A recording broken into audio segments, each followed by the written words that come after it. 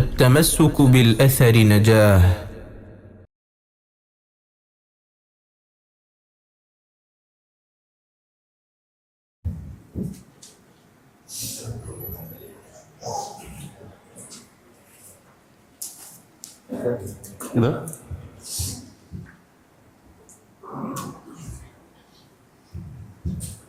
بسم الله الحمد لله والصلاة والسلام على رسول الله وعلى آله وصحبه أجمعين ومن تبعهم بإحسان إلى يوم الدين أما بعد أعوذ بالله من الشيطان الرجيم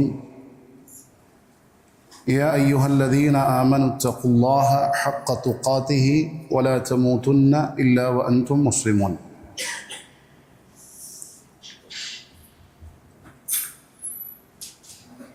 സഹോദരങ്ങളെ, ഇൻഷാ അല്ലാഹ് ഈ ക്ലാസ്സിൽ നമ്മൾ പഠിക്കാനും വായിക്കാനും ഒക്കെ ഉദ്ദേശിക്കുന്നത് ഷെയ്ഖ് സാലിഹ് സിന്ധി എന്നറിയപ്പെടുന്ന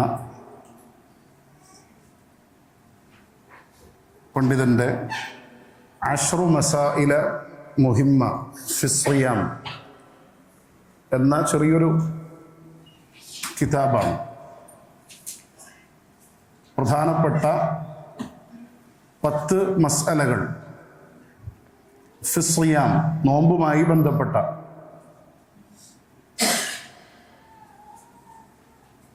ആ കിതാബ് ആരംഭിച്ച് അദ്ദേഹം ഹംദും സ്വലാത്തും ഒക്കെ നിർവഹിച്ച് കുറച്ച് വിഷയങ്ങൾ സൂചിപ്പിച്ചതിന് ശേഷം അതിൻ്റെ മുഖദ്ദിമയിൽ അദ്ദേഹം പറയുകയാണ്, റമദാൻ ജാമിഅത്തുൽ ഫദാഇൽ. റമദാൻ എന്നാൽ ശ്രേഷ്ഠതകൾ സമ്മേളിച്ച ഒരു മാസമാണ്. വഖുല്ലിയത്തുൽ ഖൈറാത്തി വഫീഹി ജുല്ലു ത്വാഅത്ത്. എല്ലാ നന്മകളെയും ഉൾക്കൊള്ളുന്ന, എല്ലാ നിലക്കുള്ള അനുസരണങ്ങളും അല്ലാഹു സുബ്ഹാനഹു വ തആലയുടെ കൽപ്പനകളും ധാരാളക്കണക്കിന് ഉൾക്കൊള്ളുന്ന ഒരു മാസമാണ്. ഫഹുവ ശഹ്റു സൗം. അത് നോമ്പിൻ്റെ മാസമാണ്. വസ്സൗമു ജുന്നത്തുൻ ബൈനൽ അബ്ദി വബൈനൻ നാർ. നോമ്പ് എന്നുള്ളത് നരകത്തിൻ്റെയും വിശ്വാസിയുടെയും ഇടയിൽ പരിചയായി നിലകൊള്ളുന്ന ഒന്നുമാണ്. വമസ്തഫാഹുല്ലാഹു അസ്സ വജല്ല ലിനഫ്സിഹി വജഅല അജ്റഹു ഇലൈഹി. അല്ലാഹു സുബ്ഹാനഹു വ തആല അത് തിരഞ്ഞെടുക്കുകയും അതിൻ്റെ പ്രതിഫലത്തെ തന്നിലേക്ക് ചേർത്തി പറയുകയും ചെയ്തു. അഥവാ അതിൻ്റെ പ്രതിഫലം ഞാനാണ് നിങ്ങൾക്ക് നൽകുക എന്ന് അല്ലാഹു സുബ്ഹാനഹു വ തആല പറയുകയും ചെയ്തു.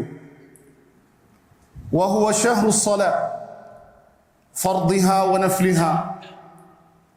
ആ മാസത്തിൽ നിർബന്ധമാക്കപ്പെട്ടതും സുന്നത്താക്കപ്പെട്ടതുമായ നമസ്കാരങ്ങളുണ്ട്. വഹുവ ഗാലിബൻ ശഹ്റു സക്കാ. അതുപോലെ തന്നെ അത് സക്കാത്തിൻ്റെ മാസമാണ്. ധാരാളം ആളുകൾ സക്കാത്ത് കൊടുക്കാൻ തിരഞ്ഞെടുക്കുന്ന ഒരു മാസമാണ് റമദാൻ മാസം എന്നുള്ളത്. വഹുവ ശഹ്റു സദഖ. അത് സദഖയുടെ മാസമാണ്. വഹുവ ശഹ്റുൽ ഉംറ. അതുപോലെ തന്നെ ഉംറയുടെ മാസമാണ്.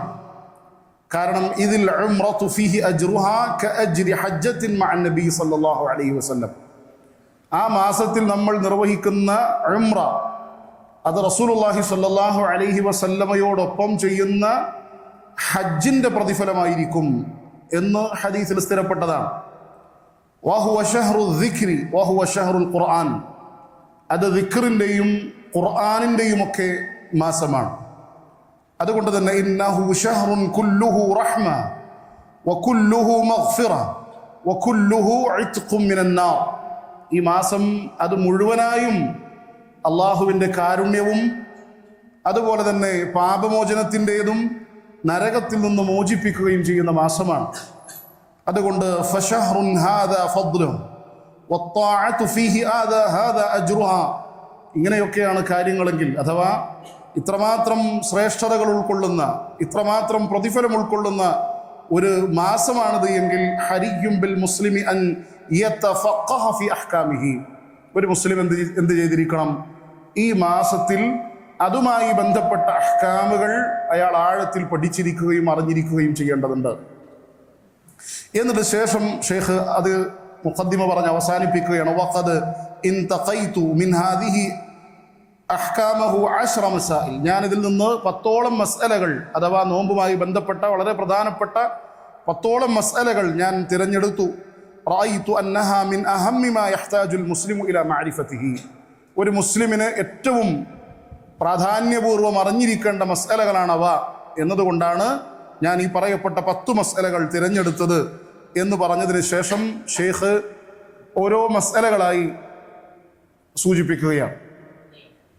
അപ്പോൾ നമ്മളെ സംബന്ധിച്ചിടത്തോളം നമ്മളിൽ പലരും പല മസ്അലകളും കേട്ട് മനസ്സിലാക്കിയവരായിരിക്കും, പഠിച്ചവരായിരിക്കും. പക്ഷെ നമുക്കറിയാം ഈ ഒരു മുനാസബ അഥവാ ഈ ഒരു സാഹചര്യം, സന്ദർഭം കുറച്ചുകൂടെ അത് ശ്രദ്ധിക്കാനും പഠിക്കാനും ഒക്കെയുള്ള ഒരു സാഹചര്യമാണ്. റമദാൻ നമ്മുടെ തൊട്ട് മുൻപിൽ വന്ന് നിൽക്കുമ്പോൾ ആ ഒരു ചിന്തയോടുകൂടെ നമുക്കിത് കേൾക്കാനും പഠിക്കാനൊക്കെ സാധിക്കേണ്ടതുണ്ട്. അപ്പോൾ കൂടുതൽ ഊർജ്ജസ്വലതയോടുകൂടെ കാര്യക്ഷമമായി നമുക്ക് റമദാനിൻ്റെ കർമ്മങ്ങളിൽ ഏർപ്പെടാനും ശ്രദ്ധയോടുകൂടെ നോമ്പും മറ്റ് കർമ്മങ്ങളൊക്കെ നിർവഹിക്കാനും അതുകൊണ്ട് സാധിക്കും. അതുകൊണ്ട് തന്നെ നമ്മൾ ഓരോ കാര്യങ്ങളും ഓരോ മസ്അലകളും വളരെ പ്രാധാന്യപൂർവ്വം കേൾക്കുകയും പഠിക്കുകയും ചെയ്യുക. ഒന്നാമത് ഷെയ്ഖ് ഹഫിളഹുല്ല സൂചിപ്പിക്കുന്നത് സുബൂതു ദുഖൂലി ശഹർ, ഒന്നാമത്തെ മസ്അല അതാണ്. അഥവാ ഈ മാസം പ്രവേശിച്ചു എന്ന് സ്ഥിരപ്പെടുത്തുക. അത് 2 ത്വരീഖുകളിലൂടെയാണ്. ഒന്ന് ഇമ്മാ റുഅ്യതു അൽ ഹിലാൽ, ഒന്നുകിൽ അത് ഹിലാല് കണ്ടുകൊണ്ട് ശഅബാനിൻ്റെ 29ാമത്തെ ദിവസം ഹിലാല് നോക്കി, അങ്ങനെ ഹിലാല് കണ്ടാൽ അതിലൂടെ നമുക്ക് റമദാൻ 1 പിറ്റേ ദിവസം എന്ന് സ്ഥിരീകരിക്കാൻ സാധിക്കും. മറ്റൊന്ന് ഇക്മാലു ശഅബാന 30 യൗമൻ, ശഅബാൻ 30 പൂർത്തീകരിച്ചുകൊണ്ട്. നമുക്കറിയാം 29 നമ്മൾ ഹിലാല് നോക്കി കണ്ടില്ല എങ്കിൽ 30 പൂർത്തീകരിച്ചുകൊണ്ട് ആ ശഅബാൻ മാസത്തിലെ 30 ദിവസം കഴിഞ്ഞതിന് ശേഷം പിറ്റേ ദിവസം 1 പരിഗണിച്ചുകൊണ്ടും റമദാൻ നമുക്ക് ആരംഭിക്കാവുന്നതാണ്. ഇതിന് രണ്ടിനും തെളിവുണ്ട് വിശുദ്ധ ഖുർആനിൽ. ഷെയ്ഖ് തെളിവുണ്ട് ഖുർആനിലും ഹദീസിലുമൊക്കെ. അമ്മാ റുഅ്യത്തുൽ ഹിലാൽ, ഹിലാല് കാണണം എന്നതിന് തെളിവഴയാണ് ഫദലീലുഹാ ഖൗലുല്ലാഹി അസ്സ വജല്ല ഫമൻ ഷഹിദ മിൻകുമുശ് ശഹറ ഫലിയസും. അല്ലാഹു സുബ്ഹാനഹു വ തആല പറഞ്ഞു, ആരെങ്കിലും ഈ മാസത്തിന് സാക്ഷിയായാൽ അവൻ നോമ്പ് നോൽക്കട്ടെ എന്ന് പറഞ്ഞു. അതുപോലെ തന്നെ ഹദീസിൽ കാണാം സൂമൂ ലിറുഅ്യതിഹി, നിങ്ങൾ അതിൻ്റെ റുഅ്യത്ത് അഥവാ ഹിലാലിൻ്റെ റുഅ്യത്തിനാൽ നോമ്പ് നോൽക്കുക എന്ന് റസൂലുള്ളാഹി സ്വല്ലല്ലാഹു അലൈഹി വസല്ലം പറഞ്ഞു. അപ്പോൾ ഹിലാല് കണ്ടതിലൂടെ മാസം പ്രഖ്യാപിക്കുന്നതിൻ്റെ തെളിവുകളാണ് ഇപ്പോൾ സൂചിപ്പിച്ചത്. എന്നിട്ട് ശേഷം പറയുന്നു അമ്മ ഇക്മാലു ശഅബാൻ, ശഅബാൻ മാസം പൂർത്തീകരിക്കണം. ഹിലാല് കണ്ടില്ലെങ്കിൽ ശഅബാൻ 30 കണ്ട് അത് പൂർത്തീകരിക്കണം എന്നതിൻ്റെ തെളിവ് എന്താണ്? അതിൻ്റെ തെളിവ് ഫദലീലുഹു ഖൗലുഹു സല്ലല്ലാഹു അലൈഹി വസല്ലം ഫിൽ ഹദീസ് അസ്സാബിഖ്, പ്രവാചകൻ പറഞ്ഞ ഹദീസാണ്.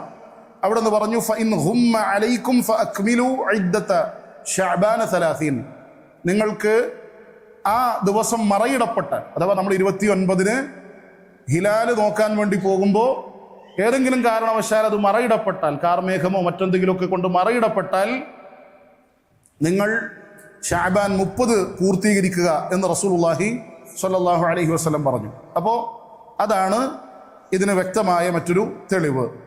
എന്നിട്ട് ശേഷം ഷെയ്ഖ് പറയുന്നു അമ്മൽ ഹിസാബുൽ ഫലക്കി, എന്നാൽ ജ്യോതിശാസ്ത്രപ്രകാരമുള്ള നിഗമനങ്ങളിലൂടെ പഠനങ്ങളിലൂടെയൊക്കെ ഹിലാല് ഉണ്ടോ എന്ന് തീരുമാനിച്ച് അതിനടിസ്ഥാനത്തിൽ പ്രവർത്തിക്കുക എന്നുള്ളത് അത് ഫഇന്നഹു ലാ ഇബ്ര, അതിന് യാതൊരു പരിഗണനയുമില്ല. ലാ ഇബ്റത ബിഹി വലാ യസിഹു ഇഅ്തിമാദുഹു ലാ ഫിസ് സിയാമി വലാ ഫിൽ ഫിത്ർ. അത് നോമ്പ് ആരംഭിക്കാനാണെങ്കിലും ശരി, നോമ്പ് അവസാനിപ്പിക്കാൻ അഥവാ റമദാൻ തീർന്നു എന്ന് സ്ഥിരീകരിക്കാനാണെങ്കിലും ശരി, ഇത്തരത്തിൽ ജ്യോതിശാസ്ത്ര കണക്കുകൾ അവലംബിച്ചുകൊണ്ടുള്ള പ്രവർത്തനം അത് ശരിപ്പെടുകയില്ല, അത് ശരിയല്ല. അത് ബിൻ നസ്സ് വൽ ഇജ്മാ, നസ്സ് കൊണ്ടും അത് ശരിയല്ല, അഥവാ നസ്സിലും അത് ശരിയല്ല എന്ന് സ്ഥിരപ്പെട്ടിട്ടുണ്ട്. ഇജ്മാ കൊണ്ടും അത് ശരിയല്ല എന്ന് സ്ഥിരപ്പെട്ടിട്ടുണ്ട്. നസ്സിൽ എവിടെയാണ് സ്ഥിരപ്പെട്ടത്? ഷെയ്ഖ് പറയുന്നു അമ്മൻ നസ്, അത് ഫലി ഖൗലിഹി സല്ലല്ലാഹു അലൈഹി വസല്ലം, റസൂൽ കരീം സല്ലല്ലാഹു അലൈഹി വസല്ലം പറഞ്ഞു സൂമൂ ലിറുയതിഹി, നിങ്ങൾ അതിനെ സ്ഥിരീകരിക്കേണ്ടത് എങ്ങനെയാണ്? സൂമൂ, നിങ്ങൾ നോമ്പ് നോൽക്കണം, ലിറുയതിഹി, അതിൻ്റെ കാഴ്ചയിലൂടെ.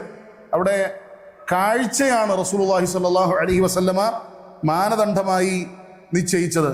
അപ്പോൾ നമ്മൾ നോക്കി കണ്ടു, കണ്ടാൽ നമ്മൾ അവലംബിക്കും, നമ്മൾ സ്വീകരിക്കും, പിറ്റേ ദിവസം ഒന്നായി പരിഗണിക്കും റമദാൻ. നമ്മൾ നോക്കി കണ്ടില്ല എങ്കിൽ അന്ന് 29, പിറ്റേ ദിവസം ഷഅബാൻ 30, അതിന് പിറ്റേ ദിവസം റമദാൻ ഒന്നായിരിക്കും. കാരണം ഒരു മാസം അറബി മാസപ്രകാരം ഒരു മാസം 30 ദിവസമാണ് ഉണ്ടാവുക.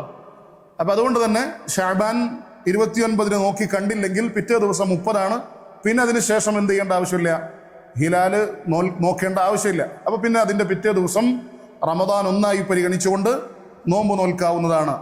എന്നതിന് ശേഷം അദ്ദേഹം ഒരു പ്രധാനപ്പെട്ട ഒരു കാര്യം സൂചിപ്പിക്കുന്നു. വഖദ് ഖാല നബിയ്യു സല്ലല്ലാഹു അലൈഹി വസല്ലം ഹലകൽ മുതനത്തിഊൻ, റസൂൽ സല്ലല്ലാഹു അലൈഹി വസല്ലം പറഞ്ഞ അവിടെ നിന്ന് സ്ഥിരപ്പെട്ട ഒരു ഹദീസാണ്. മുതനത്തിഊങ്ങൾ നശിച്ചിരിക്കുന്നു, അഥവാ ദീനിൽ അമിതത്വം കാണിക്കുന്ന ആളുകൾ, അള്ളാഹുവും റസൂലും കൽപ്പിച്ചതിന് അപ്പുറത്തേക്ക് തങ്ങളുടെ വകയായി ചില നീക്കുപോക്കുകൾ നടത്തുന്ന, തീരുമാനങ്ങൾ എടുക്കുന്ന അത്തരത്തിലുള്ള ആളുകൾ അല്ലേ. അവർക്ക് ചില ആളുകളെ സംബന്ധിച്ചിടത്തോളം അല്ല പറഞ്ഞു റസൂല് പറഞ്ഞു എന്നാൽ തൃപ്തിപ്പെടാൻ പറ്റൂല. അവിടെ നിന്ന് വീണ്ടും തൻ്റേതായ ചില ഗവേഷണങ്ങൾ, തൻ്റേതായ ചില നിഗമനങ്ങൾ, പഠനങ്ങൾ, അതിൻ്റെയൊക്കെ അടിസ്ഥാനത്തിൽ എന്ത് ചെയ്യണം, പിന്നെ മാറി ചിന്തിക്കണം. നമ്മുടെ നാട്ടിലും അത്തരത്തിലുള്ള ചില പഠനങ്ങളുടെ അടിസ്ഥാനത്തിലൊക്കെ നിലനിൽക്കുന്ന ചില അഭിപ്രായങ്ങളൊക്കെ നമ്മൾ കേട്ടിട്ടുണ്ടായിരിക്കും. അപ്പൊ അവരൊക്കെ മുസ്ലിം ഉമ്മത്ത് യോജിച്ച ഇജ്മാഇൽ സ്ഥിരപ്പെട്ട ഒന്നിന് എതിരായിട്ടാണ് പ്രവർത്തിക്കുന്നത് എന്നാണ് നമ്മൾ മനസ്സിലാക്കേണ്ടത്.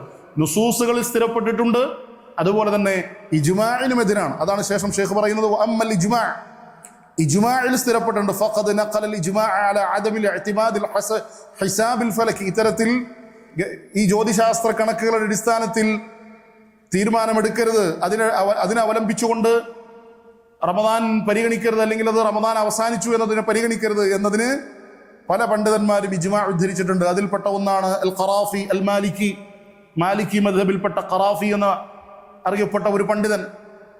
അതുപോലെ തന്നെ ഷെയ്ഖുൽ ഇസ്ലാമിന് തൈമിയ റഹ്മഹുല്ല, ഇവരൊക്കെ എന്ത് ചെയ്തിട്ടുണ്ട്, ഇജ്മാ ഉദ്ധരിച്ചിട്ടുണ്ട്. ആ ഇജ്മാഇന്റെ അടിസ്ഥാനത്തിൽ അവരൊക്കെ പറയുന്നത് ഈ പറയുന്നതുപോലെ ഇതിനെ അവലംബമാക്കി ചെയ്യുക എന്നുള്ളത് പാടില്ല എന്നുള്ളതാണ്. ഇതാണ് ഒന്നാമത്തെ മസ്അലയായി ഷെയ്ഖ് പറഞ്ഞത്.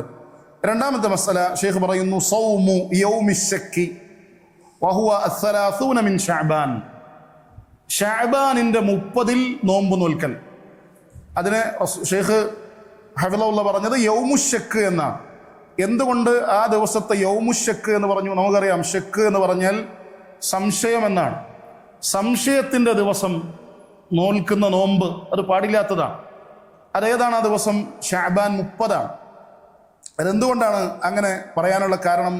ഷെയ്ഖ് പറയുന്നു ഫഹൽ യശ്റഉ ലിൽ മുസ്ലിമി അൻ യസൂമഹു ഇഹ്തിയാതൻ ലിൽ ഇബാദ.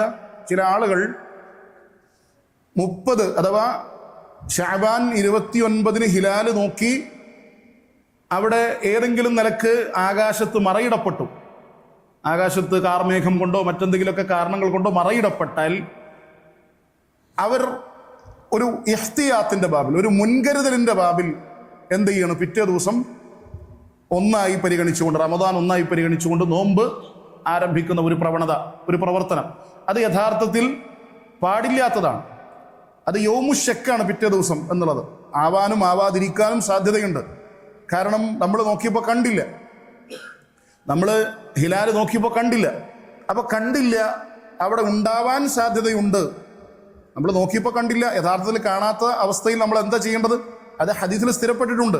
കാണാത്ത അവസ്ഥയിൽ 30 പൂർത്തീകരിക്കുക എന്നുള്ളതാണ്. പക്ഷേ അവിടെ ഉണ്ടാവാൻ സാധ്യതയുണ്ടല്ലോ എന്ന നിഗമനത്തിന്റെ അടിസ്ഥാനത്തിൽ എന്ത് ചെയ്യുക? 30 ഷഅബാൻ 30 റമദാൻ ഒന്നായി പരിഗണിച്ചുകൊണ്ട് റമദാനിൻ്റെ നോമ്പ് ആരംഭിക്കുക. ഇത് യഥാർത്ഥത്തിൽ എന്താണ്? പാടില്ലാത്തതാണ് എന്ന് ഷെയ്ഖ് ഹഫിളഹുല്ലാഹ് സൂചിപ്പിക്കുകയാണ്. അദ്ദേഹം പറയുന്നു, അന്നഹു ലാ യുശ്റഉ സിയാമു യൗമി ശക്ക്, ഇത്തരത്തിൽ സംശയത്തിൻ്റെ ദിവസം നോമ്പ് നോൽക്കുക എന്നുള്ളത് മശ്റൂഅക്കപ്പെട്ടിട്ടില്ല. ബൽ സിയാമുഹു മുഹറമുൻ അല സ്വഹീഹി മിൻ കലാമി അഹ്ലിൽ ഇൽമി, പണ്ഡിതന്മാരുടെ ശരിയായ അഭിപ്രായ പ്രകാരം ഇത് ഹറാമാണ്. അന്നത്തെ ദിവസം നോമ്പ് നോൽക്കുക എന്നുള്ളത് ഹറാമാണ്. വദലീലു ഹാദാ മാ സബത മിൻ ഖൗലി അമ്മാർ ഇബ്നു യാസിർ, അമ്മാർ ഇബ്നു യാസിർ റളിയല്ലാഹു അൻഹുവിൽ നിന്ന് ഇത്തരത്തിൽ സ്ഥിരപ്പെട്ടിട്ടുണ്ട്. അദ്ദേഹം പറയുന്നു, മൻ സാമൽ യൗമല്ലദീ യുശക്കു ഫീഹി, ഇത്തരത്തിൽ സംശയം നിലനിൽക്കുന്ന ഒരു ദിവസത്തിൽ ആരെങ്കിലും നോമ്പ് നോറ്റാൽ ഫഖദ് അസാ അബൽ ഖാസിം, അള്ളാഹുവിൻ്റെ പ്രവാചകൻ മുഹമ്മദ് നബി സല്ലല്ലാഹു അലൈഹി വസല്ലമയെ അയാൾ ധിക്കരിക്കുകയാണ് ചെയ്തത് എന്ന് മഹാനായ അമ്മാർ ഇബ്നു യാസിർ റളിയല്ലാഹു അൻഹുവിൽ നിന്ന് സ്ഥിരപ്പെട്ടതായി കാണാൻ സാധിക്കും. അപ്പോൾ ആ ദിവസം നമ്മൾ എന്ത് ചെയ്യാൻ പാടില്ല? നോമ്പ് നോൽക്കാൻ പാടില്ല. പക്ഷെ അവിടെ ഷെയ്ഖ് പറഞ്ഞ ഒരു പ്രധാനപ്പെട്ട കാര്യം, മുൻകരുതൽ പരിഗണിച്ചുകൊണ്ടാണെങ്കിലാണ് പാടില്ലാത്തത്. അതുകൊണ്ടാണ് ശേഷം ഷെയ്ഖ് തന്നെ പറയുന്നു, വയുസ്തസ്നാ മിൻ ഹാദാ, ഇതിൽ നിന്ന് ഇസ്തിസ്നാ ചെയ്യപ്പെടും, ഒഴിച്ചു നിർത്തപ്പെടും. ഏത്? ഇദാ കാന ലിൽ ഇൻസാനി സൗമുൻ കാന യസൂമുഹു, ഒരാൾ സാധാരണഗതിയിൽ നോമ്പ് നോൽക്കുന്നുണ്ടെങ്കിൽ അന്ന് ഈ ദിവസം അതുമായി യോജിച്ചു വന്നു എങ്കിൽ നോമ്പ് നോൽക്കാം. ഉദാഹരണം പറഞ്ഞാൽ, ഒരാൾ ദാവൂദ് അലൈഹി സ്വലാത്തു വസ്സലാമിൻ്റെ നോമ്പ് നോൽക്കുന്ന ആളാണ്. ഒരു ദിവസം നോമ്പ് നോൽക്കും, ഒരു ദിവസം നോമ്പ് ഉപേക്ഷിക്കും. അങ്ങനെ ഇയാൾ 29 അന്ന് നോമ്പ് ഉപേക്ഷിച്ചു, കാരണം അന്ന് നോമ്പ് ഉപേക്ഷിക്കേണ്ട ദിവസമായിരുന്നു. പിറ്റേ ദിവസം 30 ഇയാൾ നോമ്പ് പിടിക്കേണ്ട ദിവസമാണ്. അപ്പോൾ ഹിലാൽ നോക്കിയപ്പോൾ കണ്ടില്ല, പക്ഷെ ഇയാൾക്ക് നോമ്പെടുത്തൂടെ? നോമ്പെടുക്കാം. അതെന്തിൻ്റെ അടിസ്ഥാനത്തിലാണ്? ഇഹ്തിയാത്തിൻ്റെ ബാബിലല്ല, അഥവാ മുൻകരുതലിൻ്റെ ബാബിലല്ല. അന്നെങ്ങാനും റമദാൻ ഒന്നായി തീരുമോ എന്ന് ഭയപ്പെട്ടുകൊണ്ടല്ല അദ്ദേഹം അന്നെടുക്കുന്നത്. മറിച്ച് എന്തുകൊണ്ടാണ്? സാധാരണഗതിയിൽ അദ്ദേഹം എടുത്തിരുന്ന നോമ്പ് അന്ന് യോജിച്ചു വന്നു. അപ്പം അന്ന് എന്ത് ചെയ്തു? നോമ്പെടുത്തു. ഇതെന്താണ്? ഇത് അനുവദനീയമാണ്, കുഴപ്പമില്ലാത്തതാണ്. അതുകൊണ്ടാണ് പല നോമ്പുകളും അന്ന് ചിലപ്പോൾ യോജിച്ചു വന്നേക്കാം. അതേപോലെ തന്നെ നമുക്ക് നോമ്പ് പിടിച്ചു കൂട്ടാനുണ്ട്. കഴിഞ്ഞ വർഷത്തെ റമദാനിലെ നോമ്പ് പിടിച്ചു കൂട്ടാനുണ്ട്. ഈ ദിവസം മാത്രം നിൽക്കുന്നു, അവശേഷിക്കുന്നു. നമുക്ക് പിടിച്ചൂടെ? കുറച്ച് ദിവസം നമുക്ക് രോഗമായിരുന്നു, നമുക്ക് കിട്ടിയത് ഈ ഒരു ദിവസമാണ്, നമുക്ക് പിടിച്ചൂടെ? പിടിക്കാം, കുഴപ്പമൊന്നുമില്ല. അവിടെയൊക്കെ നമ്മൾ എന്താണ് ചെയ്യുന്നത്? ഇതൊരു മുൻകരുതലിൻ്റെ അടിസ്ഥാനത്തിൽ എടുക്കുന്നതല്ല, മറിച്ച് നമുക്ക് അന്ന് നോമ്പെടുക്കാൻ അന്നാണ് യോജിച്ചു വന്നത്, അപ്പോൾ നമ്മൾ എന്ത് ചെയ്തു? അന്ന് നോമ്പെടുത്തു. ഇതാണെങ്കിൽ എന്താണ്? അനുവദനീയമാണ്. അതല്ലാത്തതാണെങ്കിൽ പാടില്ലാത്തതാണ് എന്ന് ഷെയ്ഖ് ഹഫിളഹുല്ലാഹ് പറയുകയാണ്. അപ്പോൾ ഇതാണ് രണ്ടാമത്തെ മസ്അല. മൂന്നാമത്തെ മസ്അല, ഹുക്മുൽ ആജിസി വൽ മരീദ്, രോഗിയുടെയും അശക്തൻ്റെയും ഹുക്മ് അഥവാ അദ്ദേഹവുമായി ബന്ധപ്പെട്ട വിധിവിലക്കുകൾ. ഷെയ്ഖ് പറയുന്നു, അമ്മൽ ആജിസ്, ഈ അശക്തൻ എന്ന് പറഞ്ഞാൽ ആരാണ്? ഫഹുവല്ലദീ ലാ യതമക്കനു മിനസ് സൗം, നോമ്പ് നോൽക്കാൻ സാധിക്കാത്ത ഒരു മനുഷ്യൻ. അത് ചിലപ്പോൾ ഇമ്മാ ലിഅദമി തക്ലീഫിഹി കൽ മജ്നൂൻ, ചിലപ്പോൾ അയാൾ മുക്കല്ലഫ് അല്ലായിരിക്കും. മജ്നൂനെ പോലെ ഒരു ഭ്രാന്തനെ സംബന്ധിച്ചിടത്തോളം അയാൾ മുക്കല്ലഫ് അല്ല. മുക്കല്ലഫ് എന്ന് പറഞ്ഞാൽ ഉലമാക്കൾ പറയുന്നു, അയാൾ രണ്ട് കാര്യങ്ങൾ അയാളിൽ യോജിച്ചിരിക്കണം. ഒന്ന്, അയാൾ ബാലിഗായിരിക്കണം, മറ്റൊന്ന് ആഖിലായിരിക്കണം. ബാലിഗ് എന്ന് പറഞ്ഞാൽ അയാൾ പ്രായപൂർത്തി എത്തിയിരിക്കണം. രണ്ടാമത്തത് അയാൾ ആഖിലായിരിക്കണം, ബുദ്ധി ഉള്ള ആളായിരിക്കണം, ബുദ്ധിസ്ഥിരതയുള്ള ആളായിരിക്കണം. ഈ രണ്ടാലൊരു ഷർത്ത് ഒരു വ്യക്തിയിൽ നഷ്ടപ്പെട്ടാൽ അയാളെ സംബന്ധിച്ചിടത്തോളം അയാളെ മുക്കല്ലഫിൻ്റെ പരിധിയിൽ പെടുത്തുകയില്ല. അപ്പോൾ അയാൾക്ക് എന്തില്ല? നോമ്പാണെങ്കിലും നമസ്കാരമാണെങ്കിലും മറ്റ് ഇതര കർമ്മങ്ങളൊന്നും അയാളുടെ മേൽ ബാധ്യതയില്ല. പിന്നെ അയാൾ കൊടുക്കേണ്ടത് ഒരേ ഒരു കാര്യം മാത്രമേ ഉള്ളൂ. അതെന്താണ്? അതെ, ഹുഖൂഖൽ മാലിയ, സക്കാത്ത്, അതേപോലെ തന്നെ കടബാധ്യതകൾ പോലെയുള്ള കാര്യങ്ങളാണ്. അപ്പോൾ അത് ഇയാളുടെ മേൽ അവിടെ നിലനിൽക്കും. അത് കുട്ടിയാണെങ്കിലും ശരി, മുതിർന്ന ആളാണെങ്കിലും മജ്നൂനാണെങ്കിലൊക്കെ ഈ പറയപ്പെട്ടതുപോലെ അയാളുടെ മേൽ നിലനിൽക്കും. അപ്പോൾ മജ്നൂനാണ്, ഇയാളെ സംബന്ധിച്ചിടത്തോളം ഇയാൾക്ക് തക്ലീഫില്ല എങ്കിൽ അല്ലെങ്കിൽ അയാൾക്ക് പറ്റുന്നില്ല, അയാൾക്ക് കഴിവില്ല. എന്തുകൊണ്ടാണ്? ഇയാൾ പ്രായാധിക്യത്തിലെത്തി, വയസ്സായി മനുഷ്യൻ, അയാൾ നോമ്പ് നോറ്റാൽ അയാൾക്ക് വലിയ ഉപദ്രവം ഉണ്ടാക്കും അതിലൂടെ. അപ്പൊ ഈ രണ്ട് നിലക്കും, ഒന്നല്ലെങ്കിൽ ഇയാൾ മുക്കല്ലഫല്ല, അല്ലെങ്കിൽ ഇയാൾക്ക് ശാരീരികമായി അത് നോമ്പ് നോൽക്കാനുള്ള ക്ഷമതയില്ല. ഇങ്ങനെയാണ് എങ്കിൽ അയാളെ സംബന്ധിച്ചിടത്തോളം അയാളുടെ ഹുക്ം എന്താണ് എന്നാണ് ഷെയ്ഖ് പറയുന്നത്. അമ്മൽ ആഖിൽ, എന്നാൽ ആഖിലിനെ സംബന്ധിച്ചിടത്തോളം അല്ലദീ ലാ ഖുദ്റത ലഹു കകബീരിസ്സിൻ, നേരത്തെ നമ്മൾ പറഞ്ഞല്ലോ ബുദ്ധിസ്ഥിരതയുള്ള എന്നാൽ ശാരീരിക ക്ഷമതയില്ലാത്ത വ്യക്തി, അത് അദ്ദേഹത്തിന് നോമ്പ് നോൽക്കാൻ സാധിക്കാത്ത വ്യക്തി, അല്ലദീ ലാ യസ്തതിഉ സിയാം ഫൽവാജിബു അലൈഹി ലിത്ആം, അയാൾ എന്ത് ചെയ്യണം? ഭക്ഷിപ്പിക്കണം, അത് അയാളുടെ മേൽ നിർബന്ധമാണ്. അപ്പോൾ പ്രായം വർദ്ധിച്ച് പ്രായാധിക്യത്തിലെത്തിയ ഒരു മനുഷ്യൻ, അദ്ദേഹത്തിന് ബുദ്ധിസ്ഥിരതയൊക്കെ ഉണ്ട് എങ്കിൽ അദ്ദേഹം എന്ത് ചെയ്യണം? നിർബന്ധമായും ഭക്ഷിപ്പിക്കേണ്ടതുണ്ട്. അത് ഇനിയോ വഇൻ അത്അമ അഹദുൻ അൻഹു തബറുഅൻ ബിഇദ്നിഹി, ഇദ്ദേഹത്തിന്റെ അനുമതി പ്രകാരം വേറെ ആരെങ്കിലും അദ്ദേഹത്തിന് വേണ്ടി ചെലവഴിച്ചാലോ ഫലാ ഹറജ്, കുഴപ്പമൊന്നുമില്ല. അദ്ദേഹത്തിന് മകനുണ്ട്, മകൻ പറയണം ഉപ്പ ഞാൻ കൊടുത്തേക്കാം, കൊടുക്കട്ടെ എന്ന് ചോദിച്ചിട്ട് അദ്ദേഹത്തിന്റെ പേരിലുള്ള ഈ പറയപ്പെട്ട രൂപത്തിലുള്ള ഭക്ഷണം അദ്ദേഹം കൊടുക്കുകയാണെങ്കിലോ കുഴപ്പമുണ്ടോ? കുഴപ്പമില്ല. ലിഖൗലിഹി തആല, അല്ലാഹു സുബ്ഹാനഹു വ തആലയുടെ വചനപ്രകാരം, അതേതാണ്? വഅലല്ലദീന യുതീഖൂനഹു ഫിദിയത്തുൻ തുആമു മിസ്കീൻ, ഇത്തരത്തിൽ ഞെരുക്കം അനുഭവിക്കുന്ന ആളുകൾ അവർ എന്ത് ചെയ്യണം?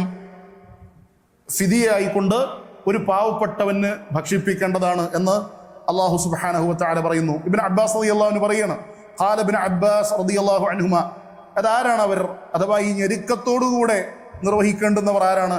ഹുവ ശൈഖുൽ കബീറു വൽ മർഅത്തുൽ കബീറത്തു, പ്രായാധിക്യത്തിലെത്തിയ പുരുഷനോ സ്ത്രീയോ, ലാ യസ്തതിആനി അൻ യസൂമ, അവർക്ക് നോമ്പ് നോൽക്കാൻ സാധിക്കുന്നില്ല. അങ്ങനെയെങ്കിൽ ഫയുത്ഇമാനി മകാന കുല്ലി യൗമിൻ മിസ്കീന, അവർ ഓരോ ദിവസവും എന്ത് ചെയ്യാം? ഓരോ ദിവസവും ഓരോ പാവപ്പെട്ടവന് ഭക്ഷിപ്പിക്കുക.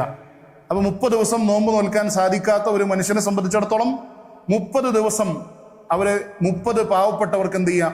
ഭക്ഷണം കൊടുക്കുക. അതിന്റെ നിയമങ്ങൾ തൊട്ടു താഴെ ഷെയ്ഖ് പറയണം. വകൈഫിയത്തു ഇത്ആം ലഹാ സൂറത്താൻ, ഇതെങ്ങനെ ഭക്ഷിപ്പിക്കണം എന്നതിന് 2 രൂപങ്ങളാണുള്ളത്. ഒന്നാമത്തത് അൻ യുഅതിയ മിസ്കീനൻ അൻ കുല്ലി യൗമിൻ നിസ്ഫ സാഇൻ മിൻ തആം, നിസ്ഫ സാഅ്, ഭക്ഷണത്തിൽ നിന്ന് നിസ്ഫ സാഅ് ഒരു പാവപ്പെട്ടവന് കൊടുക്കുക. ഈ നിസ്ഫ് സാഇന്റെ അളവ് എത്രയാണ്? കിലോ വനിസ്ഫ്, അത് 1.5 കിലോയുമാണ്. അപ്പോൾ അരി ആണ് നമ്മൾ കൊടുക്കുന്നതെങ്കിൽ അരി 1.5 കിലോ എന്ത് ചെയ്യാം? ഈ പാവപ്പെട്ടവന് കൊടുക്കുക. അപ്പോൾ 30 ദിവസത്തെ നോമ്പ് ഒരാൾ നഷ്ടപ്പെട്ടാൽ അയാൾക്ക് 1.5 കിലോ അരി വെച്ച് 45 കിലോ അരി എന്ത് ചെയ്യണം? ഒരു മാസത്തേക്ക് പാവപ്പെട്ടവർക്ക് കൊടുക്കണം. അത് ഏത് വിധേനയും കൊടുക്കാം. വേണമെങ്കിൽ ഒരു 45 കിലോ അരി ഒരു വ്യക്തിക്ക് കൊടുത്തൂടെ? കൊടുക്കാം.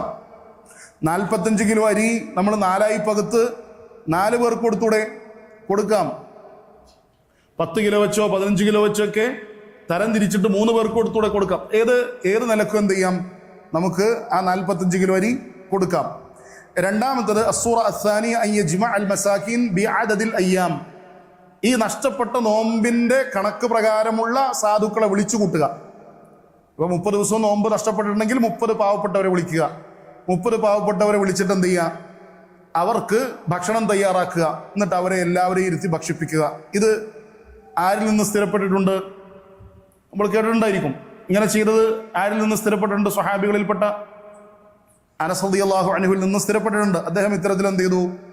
പാവപ്പെട്ടവരെ വിളിച്ചുകൂട്ടി ഭക്ഷിപ്പിച്ചതായി കാണാൻ സാധിക്കും. എന്നിട്ട് ശേഷം ഷെയ്ഖ് പറയണേ, ഈ 2 രൂപത്തിലായിരുന്നാലും ശരി, വേണമെങ്കിൽ അദ്ദേഹത്തിന് എന്ത് ചെയ്യാം? റമദാൻ ആരംഭിച്ചതിൻ്റെ തുടക്കത്തിൽ വേണമെങ്കിൽ കൊടുക്കാം, അല്ലെങ്കിൽ അതിനിടയിൽ കൊടുക്കാം, അല്ലെങ്കിൽ അതിനെ അവസാനിച്ചതിന് കൊടുക്കാം. റമദാൻ ആരംഭിച്ചു 1-ാമത്തെ നോമ്പിൽ പ്രവേശിച്ചു. അപ്പോ ഇയാൾക്ക് കൊടുത്തൂടെ? വരാനിരിക്കുന്ന 30 ദിവസം കണക്കാക്കിയിട്ട് കൊടുത്തൂടെ? കൊടുക്കാം. ഇടയിൽ കൊടുത്തൂടെ? റമദാൻ 15 കൊടുത്തൂടെ? കൊടുക്കാം. അത് വേണമെങ്കിൽ ഒരുമിച്ച് കൊടുക്കാം, അല്ലെങ്കിൽ ഓരോ ദിവസവും ഒരു പാവപ്പെട്ടവരെ വിളിച്ചു കൊടുക്കാം. എങ്ങനെ വേണമെങ്കിലും എന്ത് ചെയ്യാം? കൊടുക്കാം എന്ന് ഷെയ്ഖ് ഹഫിളഹുല്ലാ സൂചിപ്പിക്കുകയാണ്. ഇനി അടുത്തത് ആരാണ്? ഇനി മരീദാണ്, രോഗി, ശാരീരികമായി എന്തെങ്കിലുമൊക്കെ പ്രയാസങ്ങൾ അനുഭവിക്കുന്ന രോഗി. അയാളുടെ വിഷയമാണ് അടുത്തത് ഷെയ്ഖ് സൂചിപ്പിക്കുന്നത്. വഅമ്മൽ മരീദു ഫലഹു സലാസു അഹ്വാൽ, രോഗിയായ ഒരു മനുഷ്യനെ സംബന്ധിച്ചിടത്തോളം അയാൾക്ക് 3 അവസ്ഥകൾ ഉണ്ടായിരിക്കും. ഒന്നാമത്തത് അൻ യകൂനൽ മറദു മറദൻ യസീറൻ, വളരെ ചെറിയ രോഗം ബാധിച്ച ഒരു മനുഷ്യൻ. ഏതുപോലെ? ഒരു തലവേദനയുണ്ട്, അല്ലെങ്കിൽ ചെറിയ ചുമയുണ്ട്, അല്ലെങ്കിൽ ജലദോഷമുണ്ട്. ഇങ്ങനെയൊക്കെയുള്ള ചെറിയ ചെറിയ രോഗങ്ങൾ ഒരു മനുഷ്യനെ ബാധിച്ചു. ആ രോഗം കൊണ്ട് ലാ യതദററു സ്വായിം മഅ വുജൂദിഹ, ആ രോഗം ഉണ്ടെന്നുള്ളത് കൊണ്ട് അദ്ദേഹത്തിന് കാര്യപ്പെട്ട ദററൊന്നും നോമ്പ് പിടിച്ചാൽ എന്ത് ചെയ്യില്ല? അതിലൂടെ ഉണ്ടായിത്തീരുകയില്ല. അങ്ങനെയെങ്കിൽ വവാജിബുൻ അലൈഹി അൻ യസൂം, നിർബന്ധമാണ് അയാൾ എന്ത് ചെയ്തിരിക്കണം, നോമ്പ് പിടിച്ചിരിക്കണം. ഈ ചെറിയ രോഗത്തെ മുൻനിർത്തിയിട്ട് അയാൾക്ക് എന്ത് ചെയ്യാൻ പറ്റില്ല, എനിക്ക് നോമ്പ് നിർബന്ധമില്ല എന്ന് പറഞ്ഞ് അതൊരു ഇളവായി സ്വീകരിക്കാൻ അയാൾക്ക് അനുവാദമില്ല. രണ്ടാമത്തത് അൽ ഹാലു സാനി അൻ യകൂന മറദൻ യദുറുഹു സൗം, രോഗം ഈ വ്യക്തിക്ക് ഉപദ്രവകരമായ ഒരവസ്ഥയിലേക്ക് എത്തിച്ചേരുക. നോമ്പ് പിടിച്ചാൽ ഇദ്ദേഹത്തിന് എന്തുണ്ടാവും, അത് വലിയ പ്രയാസത്തിന് വഴിവെക്കും. അങ്ങനെയെങ്കിൽ അത് എങ്ങനെയാണ് മനസ്സിലാക്കുക? ഒന്നല്ലെങ്കിൽ അയാൾക്ക് തന്നെ മനസ്സിലായി, ഞാൻ നോമ്പെടുത്താൽ എന്ത് ചെയ്യും, എനിക്ക് വലിയ പ്രയാസം ഉണ്ടാവും. ചിലപ്പോൾ അദ്ദേഹം മുൻപ് നോമ്പെടുത്തപ്പോൾ അങ്ങനെ പറ്റിയിട്ടുണ്ടാവും. അപ്പോൾ അദ്ദേഹത്തിന് മനസ്സിലായി, ഞാൻ നോമ്പെടുത്താൽ എനിക്ക് വലിയ പ്രയാസം ഉണ്ടാവും. അല്ലെങ്കിൽ ഒരു ഡോക്ടർ നിർദ്ദേശിച്ചു, ഒരു ഡോക്ടർ പറഞ്ഞു പാടില്ല, നിങ്ങൾ നോമ്പെടുക്കാൻ പാടില്ല, നിങ്ങൾ നോമ്പെടുത്താൽ നിങ്ങൾക്ക് വലിയ ശാരീരികമായ ബുദ്ധിമുട്ടുകളൊക്കെ ഉണ്ടാവും എന്ന് പറഞ്ഞു. അങ്ങനെയെങ്കിൽ ഫഹാഹുന യജിബു അലൈഹി അൻ യുഫ്തർ, അപ്പം നിർബന്ധമാണ് ഇവിടെ എന്ത് ചെയ്യണം, നോമ്പ് ഉപേക്ഷിക്കണം. നോമ്പ് ഇവിടെ ഉപേക്ഷിക്കുക എന്നുള്ളത് നിർബന്ധമാണ്. കാരണം ഹദീസിൽ വന്നതുപോലെ ലാ ദററ വലാ ദിറാർ, ഉപദ്രവം നമ്മൾ സ്വന്തത്തിനോ മറ്റുള്ളവർക്കോ ഉപദ്രവം ഏൽപ്പിക്കാൻ പാടില്ല. അപ്പം അങ്ങനെ ഉപദ്രവം ഉണ്ടാവുമെന്ന് ഭയപ്പെട്ടാൽ പിന്നെ എന്ത് ചെയ്യാൻ പാടില്ല, നോമ്പ് നോൽക്കാൻ പാടില്ല. അവിടെ നോമ്പ് ഉപേക്ഷിക്കുക എന്നുള്ളത് എന്താണ്, നിർബന്ധമാണ്. ഇനി ഒരാള് ഇതൊക്കെ മനസ്സിലാക്കിയിട്ട് നോമ്പെടുത്താലോ, ശേഷം പറയണു ഫഇൻ സാമ ബരിഅത് ദിമ്മത്തുഹു, ഇതൊക്കെ മനസ്സിലാക്കിയിട്ടും അയാൾ കഷ്ടപ്പെട്ട് നോമ്പെടുത്തു, അയാൾക്കറിയാം ഞാൻ നോമ്പെടുത്ത വലിയ പ്രയാസം ഉണ്ടാവും, പക്ഷെ എന്നാലും അയാൾ എന്ത് ചെയ്തു, ആ കഷ്ടപ്പാടൊക്കെ സഹിച്ച് ആ ദുററൊക്കെ ഉണ്ടാവും എന്ന് പേടിച്ചിട്ട് തന്നെയും നോമ്പെടുത്തു. അങ്ങനെ നോമ്പെടുത്താലോ, അങ്ങനെ നോമ്പെടുത്താൽ ആ നോമ്പ് നോമ്പായി തന്നെ പരിഗണിക്കും. അവിടെ എന്ത് പറയൂല, ആ നോമ്പ് കൂട്ടൂല എന്ന് പറയൂല, മനസ്സിലാവുണ്ടോ? ആ നോമ്പ് നോമ്പായി പരിഗണിക്കും. പിന്നെ അയാൾ എന്ത് ചെയ്യേണ്ട ആവശ്യമില്ല, ആ നോമ്പ് പിടിച്ചു വിട്ടേണ്ട ആവശ്യം ഇല്ല. പക്ഷേ അവിടെ നമ്മൾ എന്താണ് ചെയ്യേണ്ടത്, ആ റുഖ്സ സ്വീകരിക്കുക എന്നുള്ളതാണ് നിർബന്ധമായിട്ടുള്ളത്. ഇതാണ് രണ്ടാമത്തെ രോഗിയായ മനുഷ്യന്റെ അവസ്ഥ. മൂന്നാമത്തെ രോഗിയായ മനുഷ്യൻ എങ്ങനെയാണ്, അൻ യകൂന മരീദൻ യശുഖു അലൈഹി സിയാം ദൂന ദററിൻ, ഇയാൾക്ക് ഉപദ്രവമൊന്നും ഉണ്ടാവില്ല, പക്ഷെ വലിയ പ്രയാസം ഉണ്ടാവും. നോമ്പെടുത്താൽ ഇയാൾക്ക് ബുദ്ധിമുട്ടുണ്ടാവും, പക്ഷേ നേരത്തെ പറഞ്ഞതുപോലെ വലിയ ശാരീരികമായ ബുദ്ധിമുട്ടുകളൊന്നും ഇയാൾക്ക് വരാനൊന്നുമില്ല. നോമ്പെടുക്കുമ്പോൾ ഉണ്ടാകാവുന്ന ചില പ്രയാസങ്ങൾ ഇയാൾ സഹിക്കേണ്ടി വരും. ഇവിടെ ഷെയ്ഖ് പറയുന്നു ഫസ്സൗമു ഫീ ഹഖ്ഖിഹി ജായിസുൻ വൽ ഫിത്റു ജായിസുൻ, അങ്ങനെയെങ്കിൽ ഇയാൾക്ക് നോമ്പ് വേണമെങ്കിൽ എടുക്കാം, വേണമെങ്കിൽ ഉപേക്ഷിക്കുകയും ചെയ്യാം. രണ്ടും ഇയാൾക്ക് എന്താണ്, അനുവദനീയമാണ്. അത് നമുക്കറിയാം, ചില പണ്ഡിതന്മാരത് മക്രൂഹാണ് എന്ന് പറഞ്ഞതായും കാണാൻ സാധിക്കും. പ്രയാസം ഉണ്ടാവുന്നുണ്ടെങ്കിൽ ചില പണ്ഡിതന്മാർ മക്രൂഹാണ് എന്നും പറഞ്ഞതായി കാണാൻ സാധിക്കും. വമ്മ അൻ ഹുക്മിൽ ഖദാ, ഇനി അടുത്ത ചർച്ച നോമ്പ് പിടിച്ചുവിട്ടുന്നതുമായി ബന്ധപ്പെട്ട ഒരു ചർച്ചയാണ് ഷെയ്ഖ് കൊണ്ടുവരുന്നത്. അഥവാ ഇത്തരത്തിലുള്ള ആളുകൾ നഷ്ടപ്പെടുത്തിയ നോമ്പ് പിടിച്ചുവിട്ടുക. രോഗി, ഉദാഹരണത്തിന് രോഗി നോമ്പ് നഷ്ടപ്പെടുത്തി, ആ സമയത്ത് രോഗിയെ തന്നെ രണ്ടായി തരംതിരിക്കും. ഒന്നാമത്തത്, രോഗം ഭേദമാവുകയില്ല എന്ന് വിധി കൽപ്പിക്കപ്പെട്ട വ്യക്തി, ഡോക്ടറായിരിക്കും ചിലപ്പോൾ പറഞ്ഞിട്ടുണ്ടാവുക. ഡോക്ടർ പറയണു നിങ്ങളുടെ രോഗം ഇനി ഭേദമാവില്ല, നിങ്ങൾക്കിനി നോമ്പെടുക്കാൻ പാടില്ല, നിങ്ങളുടെ ഈ ശാരീരിക അവസ്ഥ വെച്ചിട്ട് ഇനിയുള്ള കാലത്തേക്ക് നോമ്പെടുക്കാൻ പാടില്ല എന്ന് ഡോക്ടർ വിധി എഴുതി. അങ്ങനെയെങ്കിൽ അയാളുടെ അവസ്ഥ എന്താണ്?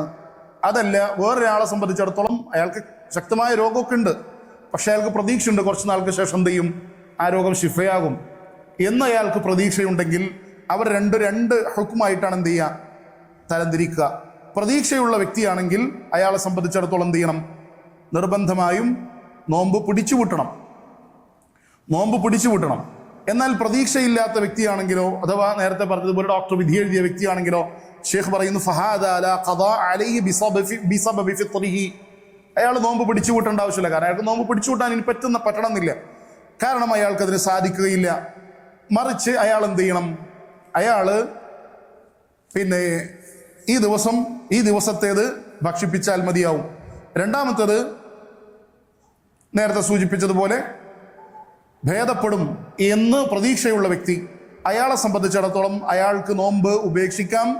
ആ ദിവസത്തേത് അദ്ദേഹം എന്ത് ചെയ്താൽ മതി, പിന്നീട് പിടിച്ചുവിട്ടിയാൽ മതിയാവുന്നതാണ്. അപ്പൊ ഇപ്പോ നമ്മൾ മൂന്ന് പിന്നെ മസലകളാണ് ഇപ്പൊ സംസാരിച്ചത്. ഇനി അടുത്ത മസല, നാലാമത്തത് സൗമുൽ മുസാഫിരി വഫിത്റുഹു, യാത്രക്കാരനായ ഒരു മനുഷ്യൻ അയാളുടെ നോമ്പും അതുപോലെ തന്നെ അയാളുടെ നോമ്പ് ഉപേക്ഷിക്കലും. യാത്രക്കാരനെ സംബന്ധിച്ചിടത്തോളം നേരത്തെ നമ്മൾ രോഗിയെക്കുറിച്ച് പറഞ്ഞതുപോലെ തന്നെ അദ്ദേഹത്തിന് 3 അവസ്ഥകളുണ്ട്. ഒന്നാമത്തത്, ഈ വ്യക്തി യാത്ര ചെയ്ത് നോമ്പെടുത്താൽ ഗുരുതരമായ പ്രയാസങ്ങൾ ഇയാൾക്കുണ്ടാകും, ഉപദ്രവങ്ങൾ ഉണ്ടാകും എന്ന് ഭയപ്പെടുന്നുണ്ട് എങ്കിൽ ഷേഖ് പറയുന്നു ഫവാജിബുൻ അലൈഹി ശർഅൻ അൻ യുഫ്തിർ. ഇയാൾ നിർബന്ധമായിട്ട് എന്ത് ചെയ്തിരിക്കണം? നോമ്പ് ഉപേക്ഷിച്ചിരിക്കണം. ഇയാൾക്ക് ശാരീരികമായ ഉപദ്രവം ഉണ്ടാകും, പ്രയാസമുണ്ടാകും എന്നുള്ളതല്ല. നമ്മൾ രണ്ടായിട്ട് തരംതിരിച്ചു മനസ്സിലാക്കണം. സ്വാഭാവികമാണ്, യാത്ര ചെയ്യുമ്പോൾ ഒരുപാട് ആളുകൾക്ക് പ്രയാസം ഉണ്ടാവും നോമ്പെടുത്തുകൊണ്ട് യാത്ര ചെയ്താൽ.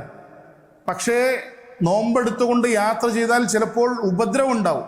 ഇയാൾക്ക് ശാരീരികമായി എന്തെങ്കിലുമൊക്കെ വലിയ രോഗങ്ങളിലേക്ക് അത് വഴിവെക്കുകയോ അല്ലെങ്കിൽ മറ്റെന്തെങ്കിലുമൊക്കെ ബുദ്ധിമുട്ടുകളിലേക്ക് അത് വഴിവെക്കുകയോ ചെയ്യും. അങ്ങനെയെങ്കിൽ അയാളെ സംബന്ധിച്ചിടത്തോളം ആ നോമ്പ് ഉപേക്ഷിക്കുക എന്നുള്ളതാണ് എന്ത്? വാജിബ്, നിർബന്ധമായിട്ടുള്ളത്. രണ്ടാമത്തെ അവസ്ഥ, അല്ലാ യദുറഹു ലാകിന്നഹു യശുഖു അലൈഹി. ഉപദ്രവം ഒന്നും ഉണ്ടാക്കൂല, പക്ഷെ അദ്ദേഹത്തിന് പ്രയാസകരമാണ്. നോമ്പെടുത്താൽ ബുദ്ധിമുട്ടുണ്ടാവും, യാത്ര ചെയ്തുകൊണ്ട് നോമ്പെടുത്താൽ ബുദ്ധിമുട്ടുണ്ടാവും. അങ്ങനെയെങ്കിൽ ഫൽ അഫ്ദലു ഫി ഹഖ്ഖിഹി അൻ യുഫ്തിർ. അയാളുടെ ഹക്കിൽ ശ്രേഷ്ഠമായതെന്താണ്? നോമ്പ് ഉപേക്ഷിക്കലാണ്. അഥവാ അയാൾ നോമ്പെടുക്കൽ എന്താണ്? മക്രൂഹാണ്, മുഹറമല്ല.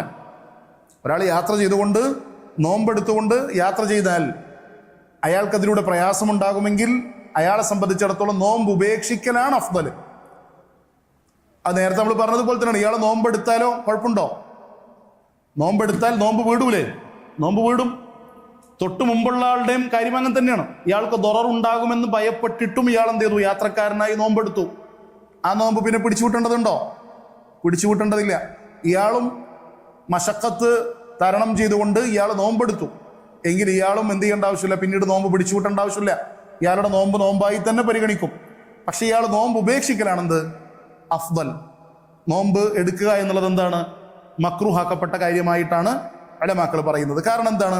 അഖ്ദം ബിറുഖ്സത്തില്ലാഹി തആല കമാ ഖാല അസ്സ വജല്ല ഔ അലാ സഫറിൻ ഫഇദ്ദത്തും മിൻ അയ്യാമിൻ ഉഖർ. അല്ലാഹു സുബ്ഹാനഹു വ തആല തന്നെ വിശുദ്ധ ഖുർആനിലൂടെ പറഞ്ഞതാണ്, ഇത്തരത്തിൽ യാത്രക്കാരായ ആളുകൾക്ക് റമദാനിന് ശേഷം മറ്റൊരു ദിവസം എന്ത് ചെയ്താൽ മതിയായതാണ്? നോമ്പെടുത്താൽ മതിയായതാണ് എന്നത്. മൂന്നാമത്തത്, ഒരു വ്യക്തിയെ സംബന്ധിച്ചിടത്തോളം രണ്ടും തുല്യമാവുക. നമുക്കറിയാം, ചില ആളുകളെ സംബന്ധിച്ചിടത്തോളം നോമ്പെടുത്തുകൊണ്ട് യാത്ര ചെയ്യുക എന്നുള്ളത് അയാളുടെ ഹക്കിൽ പ്രത്യേകിച്ചൊരു ബുദ്ധിമുട്ടൊന്നുള്ള കാര്യമൊന്നുമല്ല. അയാൾക്ക് നോമ്പെടുത്താലും ശരി നോമ്പ് ഉപേക്ഷിച്ചാലും ശരി അത് യാത്രയുമായി ബന്ധപ്പെട്ട അയാൾക്ക് ഒരു വ്യത്യാസമൊന്നും തോന്നുകയില്ല. അങ്ങനെയുള്ള ആളെ സംബന്ധിച്ചിടത്തോളം ഷേഖ് പറയുന്നു വഖ്തലഫൽ ഉലമാഉ ഫീ അയ്യിഹിമാ അഫ്ദൽ. ഇയാളുടെ ഹക്കിൽ ഇയാൾക്ക് നോമ്പെടുത്തുകൂടെ? ഇയാൾക്ക് നോമ്പെടുക്കാം, നോമ്പ് ഉപേക്ഷിക്കാം, രണ്ടും ഇയാൾക്ക് ജായിസാണ്. പക്ഷേ അയാൾക്ക് ഏറ്റവും ശ്രേഷ്ഠമായത് എന്താണ് എന്നതിൽ ഉലമാക്കൾക്കിടയിൽ അഭിപ്രായ വ്യത്യാസമുണ്ട്. അപ്പോൾ ഒരു പറ്റം പണ്ഡിതന്മാർ പറഞ്ഞു ഏറ്റവും ശ്രേഷ്ഠമായത് ഇയാൾ നോമ്പ് ഉപേക്ഷിക്കലാണ്. മറ്റു ചില പണ്ഡിതന്മാർ പറഞ്ഞു അതെന്താണ് കാരണം അങ്ങനെ പറയാൻ? കാരണം അല്ലാഹു സുബ്ഹാനഹു വ തആല ഇളവായി തന്നതാണ്. അപ്പൊ ആ ഇളവ് സ്വീകരിക്കാം. ഇളവ് സ്വീകരിക്കുക എന്നുള്ളതാണ് എന്ത്? റബ്ബിനിഷ്ടം. എന്നതിന്റെ അടിസ്ഥാനത്തിൽ പണ്ഡിതന്മാരിൽ ചിലർ പറഞ്ഞു ഇയാൾക്ക് പ്രയാസമൊന്നുമില്ലെങ്കിലും ഇയാൾ നോമ്പ് ഉപേക്ഷിക്കലാണ് നല്ലത്.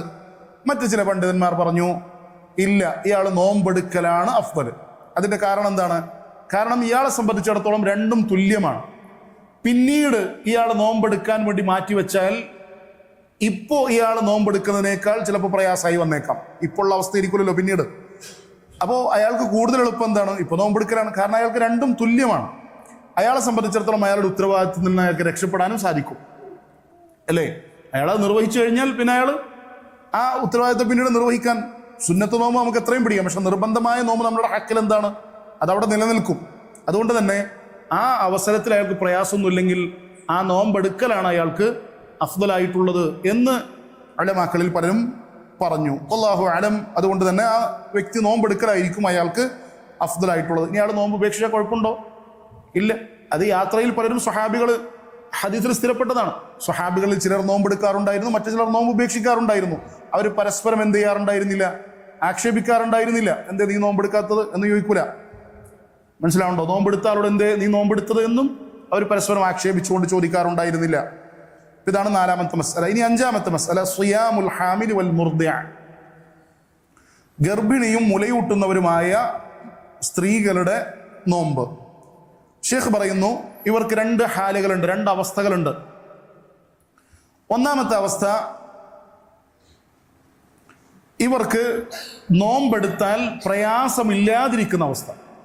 ഒരു ഗർഭിണിയാവട്ടെ മുലയൂട്ടുന്ന സ്ത്രീ ആവട്ടെ, അവർക്ക് നോമ്പെടുത്തത് കൊണ്ട് പ്രത്യേകിച്ച് പ്രയാസമൊന്നുമില്ല എങ്കിൽ ഷെയ്ഖ് പറയുന്നു അവരുടെ മേൽ ഫയജിബു അലൈഹിമ അൻ യസൂമാ, അവർ നോമ്പെടുക്കുക എന്നുള്ളത് അവരുടെ മേൽ നിർബന്ധമാണ്. അപ്പോൾ ഒരു പെണ്ണ് ഗർഭിണിയായി എന്നതുകൊണ്ട് മാത്രം നോമ്പ് ഉപേക്ഷിക്കണോ? പാടില്ല. അവൾക്ക് നോമ്പെടുത്തതിലൂടെ പ്രയാസമുണ്ടാകും എന്നവർക്ക് മനസ്സിലായി. അതൊന്നുകിൽ നേരത്തെ നമ്മൾ പറഞ്ഞതുപോലെ തന്നെ ഒന്നുകിൽ അനുഭവത്തിന്റെ അടിസ്ഥാനത്തിൽ മനസ്സിലായി, അല്ലെങ്കിൽ ഡോക്ടർ പറഞ്ഞു നിങ്ങൾ ഈ അവസ്ഥയിൽ നോമ്പെടുക്കരുത്, അത് എന്തെങ്കിലും ബുദ്ധിമുട്ടുകളൊക്കെ ഉണ്ടാക്കും എന്ന് ഡോക്ടർ പറഞ്ഞു. അപ്പൊ ഈ 2 രൂപത്തിലും നമുക്ക് തീർച്ചപ്പെടുത്തിയാൽ പിന്നെ എന്ത് ചെയ്യേണ്ട ആവശ്യമില്ല, നോമ്പെടുക്കേണ്ട ആവശ്യമില്ല. പക്ഷേ ഈ 2 രൂപത്തിലും പ്രയാസമൊന്നും ഇല്ലെങ്കിലോ അവിടെ ഇവർ നോമ്പെടുക്കുക എന്നുള്ളത് നിർബന്ധമാണ്. രണ്ടാമത്തത്, ഉലമാക്കള് പറയുന്നു ഈ കുട്ടിയുടെ വിഷയത്തിൽ ഇവർ ഭയപ്പെടുന്നുണ്ട്. കുട്ടിയുടെ വിഷയത്തിൽ മാത്രം ഇവർ ഭയപ്പെടുന്നുണ്ട്. ഇവർക്ക് എന്തെങ്കിലും കുഴപ്പമുണ്ടാകും എന്നിവർക്ക് പേടിയില്ല. കുട്ടിയുടെ വിഷയത്തിൽ ഇവർ ഭയപ്പെടുന്നുണ്ട് എങ്കിൽ പല പണ്ഡിതന്മാരുടെയും അഭിപ്രായം ഇവർ നഷ്ടപ്പെട്ട നോമ്പ്, ഇവർക്ക് നോമ്പ് ഉപേക്ഷിക്കാം. നഷ്ടപ്പെട്ട നോമ്പ്, അപ്പൊ കുട്ടിയുടെ വിഷയത്തിലാവട്ടെ ഇവരുടെ വിഷയത്തിലാവട്ടെ ഭയപ്പെടുന്നുണ്ടെങ്കിൽ നോമ്പ് ഉപേക്ഷിച്ചൂടെ? അത് ഇജ്മാ ആണ്, അത് ഇജ്മാ ആണ്. അവർക്ക് നോമ്പ് ഉപേക്ഷിക്കാം എന്നതിൽ ഇജ്മാ ഉണ്ട്. ഉലമാക്കൾ പലരും ഇജ്മാ ഉദ്ധരിച്ചതാണ്. അപ്പൊ കുട്ടിയുടെ വിഷയത്തിൽ മാത്രമായി ഇവർ ഭയപ്പെട്ടു, തൻ്റെ വിഷയത്തിലല്ല, കുട്ടിയുടെ വിഷയത്തിൽ മാത്രമായി ഭയപ്പെട്ടു. അങ്ങനെയെങ്കിൽ ഇവരെ സംബന്ധിച്ചിടത്തോളം ഉലമാക്കളിൽ പലരും അഭിപ്രായപ്പെടുന്നത് നഷ്ടപ്പെട്ടു പോയ ആ നോമ്പ് പിടിച്ചു വീട്ടുകയും തത്തുല്യമായ നിലക്ക് ആ ഓരോ ദിവസത്തെയും കണക്കാക്കി കഫാറത്ത് നൽകുകയും ചെയ്യുക. ഇതാണ് ഒരു വിഭാഗം പണ്ഡിതന്മാരുടെ അഭിപ്രായമാണ്. എന്നാൽ വേറെ ചില പണ്ഡിതന്മാർ, നമുക്കറിയാം ഷെയ്ഖ് ഇബ്നു ബാസിനെ പോലെയുള്ള മശൈഖന്മാര്, മറ്റു പല പണ്ഡിതന്മാരും അവരഭിപ്രായപ്പെടുന്നത് വേണ്ടതില്ല എന്നാണ്. എന്ത്? നോമ്പ് പിടിച്ചു വിട്ടിയാൽ മതിയായതാണ്, ഭക്ഷണം കൊടുക്കേണ്ടതില്ല എന്നാണ്. അപ്പൊ 2 അഭിപ്രായം കുട്ടിയുടെ വിഷയത്തിൽ മാത്രമാണെങ്കിലും ഉണ്ട്. വല്ലാഹു അലം, അതാണ് റാജിഹായിട്ടുള്ളത്. അഥവാ എന്ത് ചെയ്യേണ്ട ആവശ്യമില്ല, പിടിച്ച് വീട്ടിയാൽ മതിയായതാണ്, കഫാറത്ത് കേട്ട് കൊടുക്കേണ്ടത് ഇല്ല. ഇത് നമ്മൾ സംസാരിച്ചത് കുട്ടിയുടെ വിഷയത്തിൽ മാത്രമായി ഭയപ്പെടുകയാണെങ്കിലാണ്. ഇനി ഈ സ്ത്രീ തൻ്റെയും കുട്ടിയുടെയും വിഷയത്തിൽ ഒരുമിച്ച് ഭയപ്പെടുക, അല്ലെങ്കിൽ തൻ്റെ വിഷയത്തിൽ മാത്രമായി ഭയപ്പെടുക, തൻ്റെയും കുട്ടിയുടെയും വിഷയത്തിൽ ഒരുമിച്ച് ഭയപ്പെടുക, അല്ലെങ്കിൽ തൻ്റെ വിഷയത്തിൽ മാത്രമായി ഭയപ്പെടുകയാണെങ്കിൽ പണ്ഡിതന്മാർ പറയുന്നു അവിടെ അഭിപ്രായ വ്യത്യാസമില്ല. എന്ത് ചെയ്താൽ മതി? ഈ സ്ത്രീ പിടിച്ചു വിട്ടിയാൽ മതിയായതാണ്. വാദിഹല്ലേ? നഷ്ടപ്പെട്ടു പോയ ആ ദിവസത്തെ നോമ്പ് ഈ സ്ത്രീ പിടിച്ചു വിട്ടാൽ മതിയായതാണ്. അഥവാ കഫാറത്ത് വേറെ എന്തെങ്കിലും നിലക്ക് ചെലവഴിക്കേണ്ടതായില്ല. ഇതാണ് ഈ വിഷയത്തിലുള്ള ഒരു പ്രധാനപ്പെട്ട ഒരു ചർച്ച. നമുക്കറിയാം, നമ്മൾ പലപ്പോഴും കേട്ടിട്ടുള്ളതാണ്. ഇതിനപ്പുറത്തേക്ക് ഒരു അഭിപ്രായവും കൂടി ഉലമാക്കൾക്കിടയിൽ നിലനിൽക്കുന്നുണ്ട്. ഷെയ്ഖ് ഈ അഭിപ്രായവും മാത്രമേ പറഞ്ഞിട്ടുള്ളൂ. അപ്പോൾ അതൊന്ന് സാന്ദർഭികവശാൽ സൂചിപ്പിക്കുന്നു മാത്രം. ഒരു വിഭാഗം പണ്ഡിതന്മാർക്ക് അത്തരത്തിൽ കൂടെ അഭിപ്രായമുണ്ട്. അത് നമ്മൾ കേട്ടിട്ടുണ്ടായിരിക്കും. അഥവാ ഗർഭിണിയാവട്ടെ മുലയൂട്ടുന്നവരാവട്ടെ അവരെ സംബന്ധിച്ചിടത്തോളം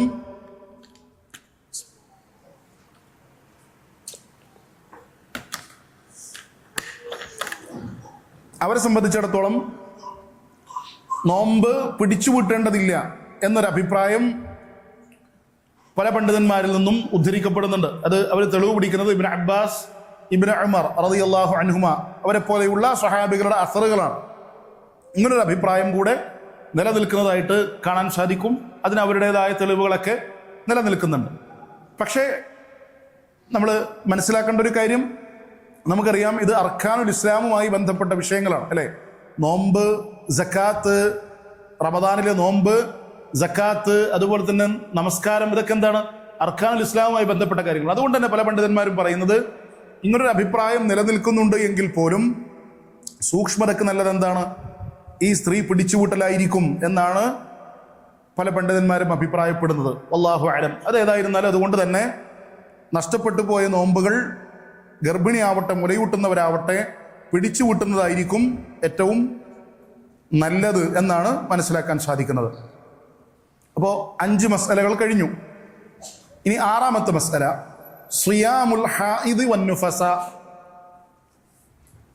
ഹായിദായ സ്ത്രീകളും അതുപോലെ തന്നെ നുഫസാകളായ സ്ത്രീകളും നിഫാസും ഹൈദും ഒക്കെയുള്ള സ്ത്രീകൾ, അവരെ സംബന്ധിച്ച് ഷെയ്ഖ് പറയുന്നു ലാ യജൂസു ലഹുമ സിയാം, അവർക്ക് നോമ്പ് നോൽക്കുക എന്നുള്ളത് അനുവദനീയമല്ല. വലാ യസിഹു മിൻഹുമാ ബിൽ ഇജ്മാ, ഇജ്മാ കൊണ്ട് സ്ഥിരപ്പെട്ടതാണ്. അവർ നോമ്പെടുത്താൽ അത് ശരിപ്പെടുകയുമില്ല. അതുകൊണ്ട് തന്നെ വവാജിബുൻ അലൈഹിമൽ ഖദാഉ, അവർ ഇരുവരും എന്ത് ചെയ്തിരിക്കണം? ആ ദിവസങ്ങളിൽ നഷ്ടപ്പെട്ടു പോയ നോമ്പ് പിടിച്ചുകൂട്ടിയിരിക്കണം. അത് നിർബന്ധമാണ്. ബിഹസബിൽ അയ്യാമില്ലത്തി അഫ്തറത ഫിഹാ. എന്നിട്ട് അതിന്റെ തെളിവ് പറയുകയാണ് ഷെയ്ഖ്. ഖാലത്ത് ആയിഷ റളിയല്ലാഹു അൻഹാ കാന യുസീബുനാ ദാലിക്. ആയിഷ റളിയല്ലാഹു അൻഹ പറയുന്നു, ഞങ്ങൾക്കിത് വരാറുണ്ട്, അഥവാ ഹൈദ് വരാറുണ്ട്, നിഫാസ് ഒക്കെ വരാറുണ്ട്. ആ സമയത്ത് ഫനുഉമറു ബിഖദാഇ സൗമി, ഞങ്ങൾ നോമ്പ് പിടിച്ചുകൂട്ടാൻ കൽപ്പിക്കപ്പെടുമായിരുന്നു.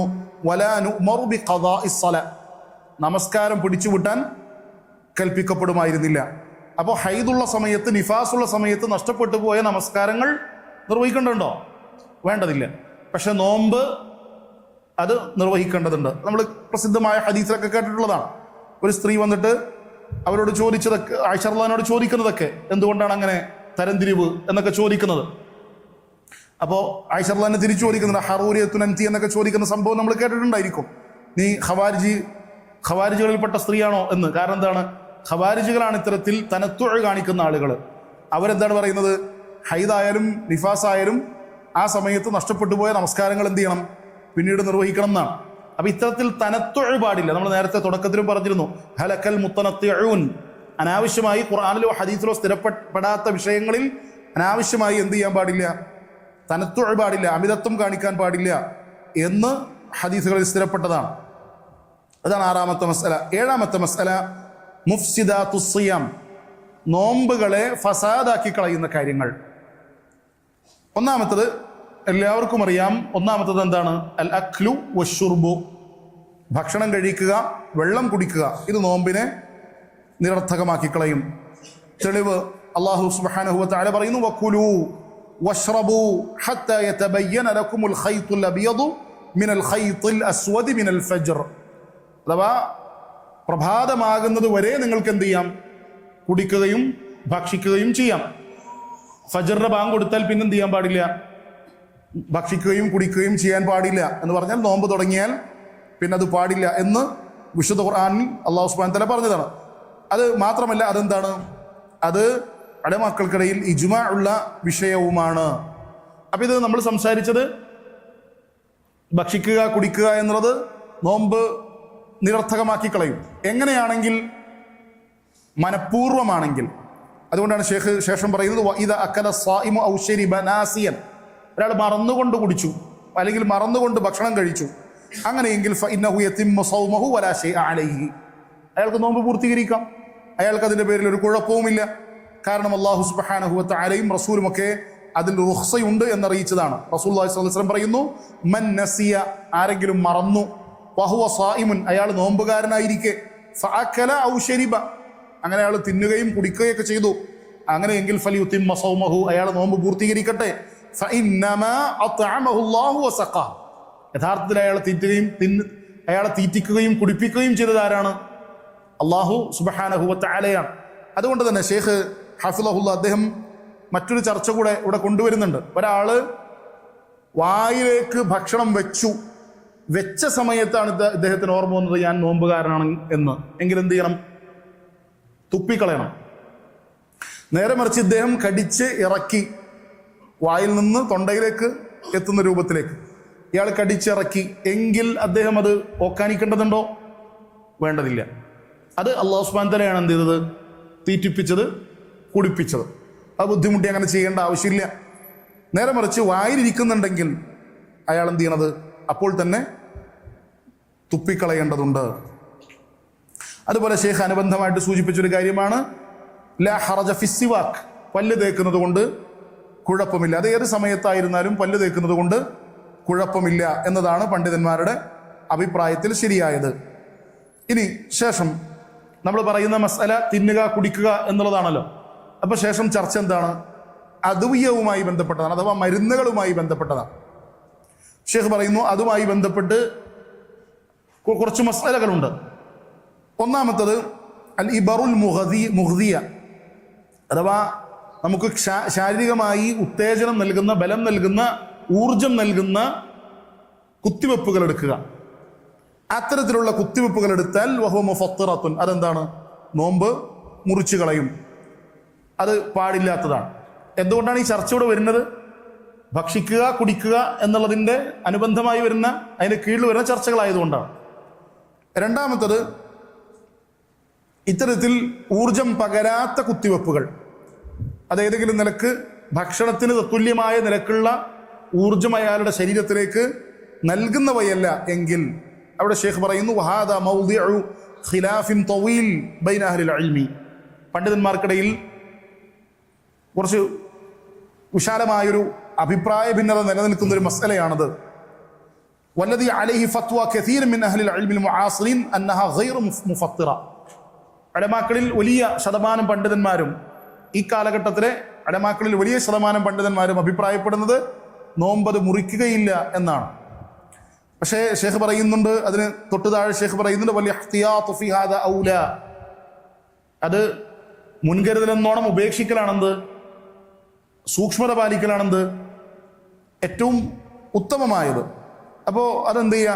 പരമാവധി നോമ്പ് തുറന്നതിന് ശേഷം സ്വീകരിക്കാൻ വേണ്ടി പരിശ്രമിക്കുക. കാരണം റസൂലുള്ളാഹി സ്വല്ലല്ലാഹു അലൈഹി വസല്ലം പറഞ്ഞു ദഅ മാ യരീബുക ഇലാ മാ ലാ യരീബുക്, സംശയമുള്ളതിനെ സംശയമില്ലാത്തതിനേക്ക് നിങ്ങൾ എന്ത് ചെയ്യുക? വിടുക എന്ന് റസൂലുള്ളാഹി സ്വല്ലല്ലാഹു അലൈഹി വസല്ലം പറഞ്ഞതുപോലെ. അടുത്തത് ശരീരത്തിലേക്ക് രക്തമെടുക്കുക, ശരീരത്തിലേക്ക് രക്തം സ്വീകരിക്കുക. ഷെയ്ഖ് പറയുന്നു അതും എന്താണ്? നോമ്പ് മുറിച്ചു കളയും. കാരണം രക്തം എന്ന് പറഞ്ഞാൽ എന്താണ്? നമുക്കറിയാം, നമ്മൾ കഴിക്കുന്ന ഭക്ഷണത്തിൽ നിന്നാണ് രക്തം ഉണ്ടായിത്തീരുന്നത്. അപ്പോൾ രക്തം ശരീരത്തിലേക്ക് സ്വീകരിക്കുന്നതോടുകൂടെ ഊർജം ശരീരത്തിലേക്ക് സ്വീകരിച്ചതുപോലെ തന്നെയാണ്. അപ്പം അതുകൊണ്ട് തന്നെ അതെന്ത് ചെയ്യും? നോമ്പ് മുറിച്ചു കളയും. അടുത്തത് സഹ്ബുദ്ദം ലിത്തഹ്ലീൽ, നമ്മൾ എന്തെങ്കിലുമൊക്കെ പരിശോധനയ്ക്ക് വേണ്ടിയിട്ട് രക്തം എന്ത് ചെയ്യുക? എടുക്കുക. അവിടെ ഷെയ്ഖ് പറയുന്നു വഹുവ ഫിൽ ഗാലിബി ശൈഉൻ ഖലീലുൻ ഉർഫൻ, അത് സാധാരണഗതിയിലേക്ക് എത്ര ഉണ്ടാവുള്ളൂ? കുറച്ചേ ഉണ്ടാവുള്ളൂ അല്ലേ? നമ്മൾ പരിശോധനക്കൊക്കെ വേണ്ടി എടുക്കുന്ന രക്തം ചെറിയൊരു അളവിലുള്ളതായിരിക്കും. അതുകൊണ്ട് ഫലാ യുഫ്സിദു സൗം, അതെന്ത് ചെയ്യൂല? നോമ്പ് മുറിച്ചു കളയുകയില്ല. അത് വിട്ടുവീഴ്ച ചെയ്യപ്പെടുന്ന കാര്യമാണ്. ഇനി അവിടെയൊക്കെ ഷെയ്ഖ് പ്രത്യേകമായി സൂചിപ്പിക്കുന്ന ഒരു കാര്യം, ഇതൊക്കെ രാത്രിയിലേക്ക് മാറ്റിവെക്കാൻ സാധിക്കുന്നുണ്ടെങ്കിൽ അതാണെന്ത്? ഏറ്റവും നല്ലത്. അപ്പോൾ ആ തർക്കത്തിൽ നിന്നും സംശയത്തിൽ നിന്നൊക്കെ എന്ത് ചെയ്യാൻ പറ്റും? മാറി നിൽക്കാൻ പറ്റും. രക്തം അങ്ങോട്ട് കൊടുക്കലല്ലേ? രക്തം അങ്ങോട്ട് കൊടുക്കല് പിന്നെ അത് നമുക്ക് വരുന്നുണ്ട് ആ മസല, ഹിജാമ പോലുള്ള വിഷയവുമായി ബന്ധപ്പെട്ടതാണ്. അപ്പോൾ ചിലപ്പോൾ എങ്ങനെ? അതെ അതെ, അത് ഹിജാമ അനുവദിച്ച ചില പണ്ഡിതന്മാർ പാടില്ല, ഹിജാമ കൊണ്ട് നോമ്പ് മുറിയുമെന്ന് പറഞ്ഞ പണ്ഡിതന്മാർ പലരും പറഞ്ഞത് നോമ്പ് മുറിയുമെന്നാണ്. കാരണം ഹിജാമയും നമ്മൾ രക്തം പുറത്തെടുക്കലാണല്ലോ, ഇത്തരത്തിൽ രക്തം പുറത്തെടുത്താൽ നോമ്പ് മുറിയും എന്നാണ്. എന്നാൽ മറ്റ് ചില പണ്ഡിതന്മാർ പറഞ്ഞു നോമ്പ് മുറിയില്ല എന്നാണ്. അല്ലാഹു അലം, നോമ്പ് മുറിയില്ല എന്നാണ് അതിൽ നിന്ന് മനസ്സിലാവും. നമുക്ക് വരുന്നുണ്ടെന്ന് തോന്നുന്നുണ്ട് ആ ചർച്ച. ഇനി അതില്ലെങ്കിൽ ചുരുക്കി പറഞ്ഞാൽ നോമ്പ് മുറിയില്ല എന്നാണ് നമുക്ക് ഭൂരിപക്ഷം പണ്ഡിതന്മാരുടെ അഭിപ്രായമായിട്ട് മനസ്സിലാവുന്നത്. പക്ഷേ അതൊക്കെ നേരത്തെ പറഞ്ഞതിലേക്ക് മടങ്ങും. പരമാവധി എന്താണ്? വളരെ അനിവാര്യ ഘട്ടങ്ങളിലല്ലാതെ ചെയ്യാതിരിക്കാൻ ശ്രമിക്കുക എന്നുള്ളതാണ്. വളരെ അത്യാവശ്യം വന്നു നമ്മളത് ചെയ്തില്ലെങ്കിൽ വലിയ ബുദ്ധിമുട്ടുണ്ടാകും എന്നുണ്ടെങ്കിൽ മാത്രം ചെയ്യാം. ഇല്ലെങ്കിൽ അത് രാത്രിയിലേക്കോ മറ്റേതെങ്കിലും സമയത്തിലേക്കോ അത് മാറ്റിവെക്കുക എന്നുള്ളതാണ്.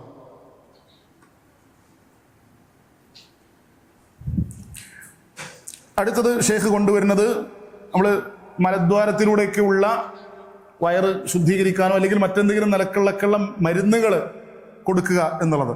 അത് ഷെയ്ഖ് പറയുന്നത് അതിൽ അഭിപ്രായ വ്യത്യാസമുണ്ട് പണ്ഡിതന്മാർക്കിടയിൽ. അത്തരത്തിൽ മരുന്നുകൾ സ്വീകരിച്ചു കഴിഞ്ഞാൽ അത് നോമ്പ് മുറിക്കുമോ ഇല്ലയോ എന്നതിൽ ഉലമാക്കൾക്കിടയിൽ അഭിപ്രായ വ്യത്യാസമുണ്ട്.